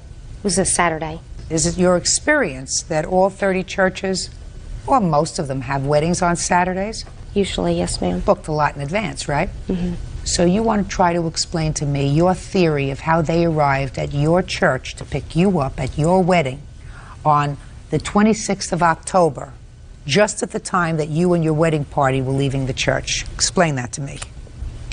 Well, it started about a month and a half prior to my wedding. I was calling around numerous places to get prices on limos. I contacted Elite Limousine at the time of contact over the telephone. I spoke with a lady and I told her I needed a limousine for my wedding. She asked me to give her the specifics, where the church was, what time my wedding was, how long I would need the limo and so forth, and that she would put the man on the phone with me that would take the information down for me. Go ahead. Okay, once he got on the phone, I gave him the specifics as far as date, where the wedding was going to be held, the times I needed the service, and at that time he told me that it would be $795 and that it required a $150 deposit. I told him at that time on the phone that I was not prepared to pay the deposit because I'd like to speak with my fiance. He told me that would be fine. What he would do is keep the information I'd given him, and I had until 5 o'clock that day to call him back with a $150 deposit, and if I did not call back, it would cancel out and the reservation would not be held up. So I spoke with my husband, we decided not to do it, and because he told me I didn't have to call back, if I didn't pay the deposit it would cancel, I never called back. The day of my wedding, I walk out of the church and there's a limo there. No, now stop a second. That's how they got to your wedding, according to you. Yes, ma'am. How many people were in your wedding party that ultimately used the limousine? There were 3 bridesmaids, 3 groomsmen, 2 flower girls, a ring bearer, and my husband and I, and 2 ushers. How did you all get to the church? We drove our own personal vehicles, and prior to the wedding, we had all decided that we would follow each other to the reception. That was our intentions after the wedding, to carpool to the reception. So you gave up the idea of hiring a limousine? Yes, ma'am. Go ahead. So after my wedding, we walk out of the church, the limo's there, everybody's amazed, and I've got a videotape showing the actual footage where we're walking out of the church. As we walked up to the limo driver had the door open and he was standing there, and I said, "What is the limo for?" And he said, "Are you Sherry Armstrong?" And I said, "Yes, I am." And he said, "If you're Sherry Armstrong, this limo's for you." And I said, "Wait a minute." I said, I don't understand. I didn't rent a limo. He says, "If you're Sherry Armstrong, it's paid in full, everything's taken care of." Okay. So we got in the limo. Got in and you went. And that's how it happened. So you thought it was a gift from somebody. Now I'll hear your side, Miss Williams. Well, I think it was late evening in August. Miss Armstrong called. When I answer the phone, I always give people rates of each vehicle that we have. Well, she says that nobody gave her the rates. First thing we do anytime we answer the phone. Do you remember her call specifically? I do. Well, then I want you to tell me her call specifically, if you remember. I do. My husband took her call. Okay, then if this is your husband, so let me hear you. Yes, ma'am, I did. She called, and she was a very nice lady, and she had some unusual requests. She told me that she was on a budget. We understand that. She initially booked a Navigator. We have a Navigator SUV Super Stretch. So I told her to help her out. I would do what we call a split run, which we don't normally do, but the Greer, the church that she was at, is a well-known church in our community.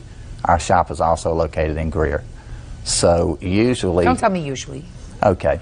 She says, and it sounds logical to me, that if you were going to hold this date of October 26th, that would have required a deposit. What she says has a ring of truth to it, that she was told that you'll hold the date for her till the end of the day, then you're going to need a deposit to hold the date permanently and to show up at the wedding. No, ma'am. She told me she would like to book the vehicle. A deposit is customary, but it's not something we do all the time. Yes, ma'am. And the reason I waived the deposit in this case is she said she didn't have a credit card. She would pay cash the day of the service. She did book the car. She gave me the information where to pick her up at the church. She said she was going to the City Club, from the City Club wherever, which was after their, their reception. And the reason I gave her a flat rate is because we did do a split, and she wanted to be picked up back at 4 o'clock from 4 to 8.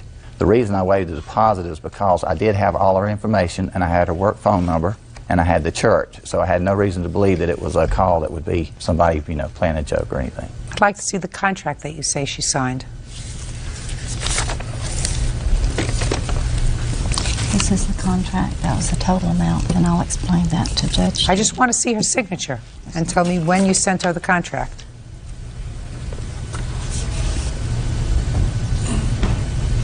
Well, this was signed on the day of the wedding. Yes, ma'am. We send the contract with the drivers unless they request it in advance, and then we faxed it to them. but since it was not requested, we always send it's considered a trip sheet. Each driver has that with them. Tell me about this contract. Okay. That contract was explained to me as a damage waiver. 5 hours into I'd already been to my reception. The limo picked me up at 4 o'clock, like he was supposed to. At 4 o'clock, we went to the church. We cleaned the church up. We left the church, and we were at a gas station 5 hours into the reception. The limo driver comes up to me. That was on a clipboard. He said, "Miss Armstrong, I apologize. I'm a new employee." He said, "This should have been signed prior to you getting in the limo at the church." He said, "All this is a damage waiver stating that if you have broken glass, any damages to the limo, you will be responsible for it." And I said, "That's all it is?" He goes, "Yes, yes, ma'am, it is." And then he made a joke, and he says, "Your first official signature is Mrs. Armstrong." Well, I signed it, he walked away, and that was it. Judge Judy continues in a moment. Deborah and Gregory Williams claim they've yet to be paid for a limousine rented for Sherry Armstrong's wedding. Sherry denies ordering the limo. Okay, Mr. Williams. You have your driver here? Yes, ma'am. I'd like to see your driver. I'm Gene Thompson, Your Honor. Did you make a mistake, Mr. Thompson, that day? No, ma'am. Mr. Williams, did you make a mistake, sir? No, ma'am. I'm not so sure. I mean, I've dealt with limousine services before, and it's not usually handled this way. Well, it's a judgment call as far as waiving the deposit. It's not a judgment call, Mr. Williams. It's business. If you told me that you knew this lady, that she came as a reference, that she came through a relative, that you knew her at all, and you decided that you were going to waive the deposit and hold the date anyway, maybe I could understand that. But someone who's calling you from the yellow pages that you don't know from a hole in the wall, you don't waive the deposit and hold that date and hold your Suburban. What if somebody else calls you and then she decides at the last minute that she's not going to use your service? Ms. Williams can answer that. She did call back and she reconfirmed the date. Oh, really? Yes, Tell ma'am. me about that. About a week prior to the event, I got a call. I would assume it was Miss Armstrong. She did not say she was. She was calling to check to be sure that her limo was confirmed. And she spoke about the number of people that would be in there. I said the limit in the Navigator is 15 people. She asked if more people could get in there. I said, "No, ma'am, that's the capacity. We have a larger vehicle." I never called back. I did ask them about the capacity, the first call I made about a month and a half prior to my wedding. I never called them, nor did I go down there or pay any type of deposit. I didn't ask you about going down there, paying any kind of deposit. I asked you about a telephone call. I called one time, and it's a month and a half prior to my wedding, and that's it. How many other limousine companies did you call? Probably, I would say at least 8. Who was the cheapest? They were, actually. Then what changed your mind about having a limousine pick you up at the wedding? My fiance and I talked about it, and we just decided for $800 it just wasn't worth it, so we decided not to do it. And I'd like to see your video. Okay.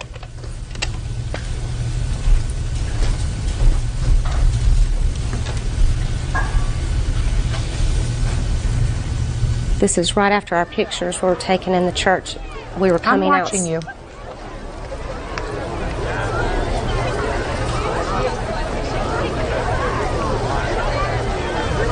Whose car is the black car? Is the dark car right over there? The black car there, I'm not sure. That must be a guest. And it was as you were coming out there that you saw the limousine? Yes, ma'am. I don't believe you. I don't believe you. I have to make a judgment. They say that you called and reserved this limousine. You say you did not. You thought it was a gift. That is not what happens when you think that that's a gift.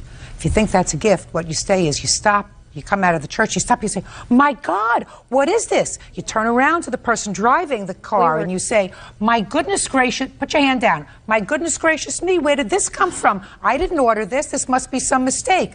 You and your husband got in the car, 1, 2, 3, snap, snap, snap, took a picture. I didn't see anything that says, where did this come from? This must be some gift. $795 judgment for the plaintiff. Goodbye. Parties are excused. You may step out. They made the reservations. They knew it wasn't paid for. I never signed a contract. She said she'd take care of everything at the end of the evening. At the end of the evening, they were very intoxicated. The limo driver told us repeatedly that it was paid for. They were getting unruly. I just feel like I'm not responsible. I told them, go ahead and just let them out. I would handle it in the morning. We assumed, which we shouldn't have, that the limo had been taken care of by a family member or someone else in the party. Well, they had 3 hours before the reception, before the driver came back to find out who had rented the limousine. We had no idea.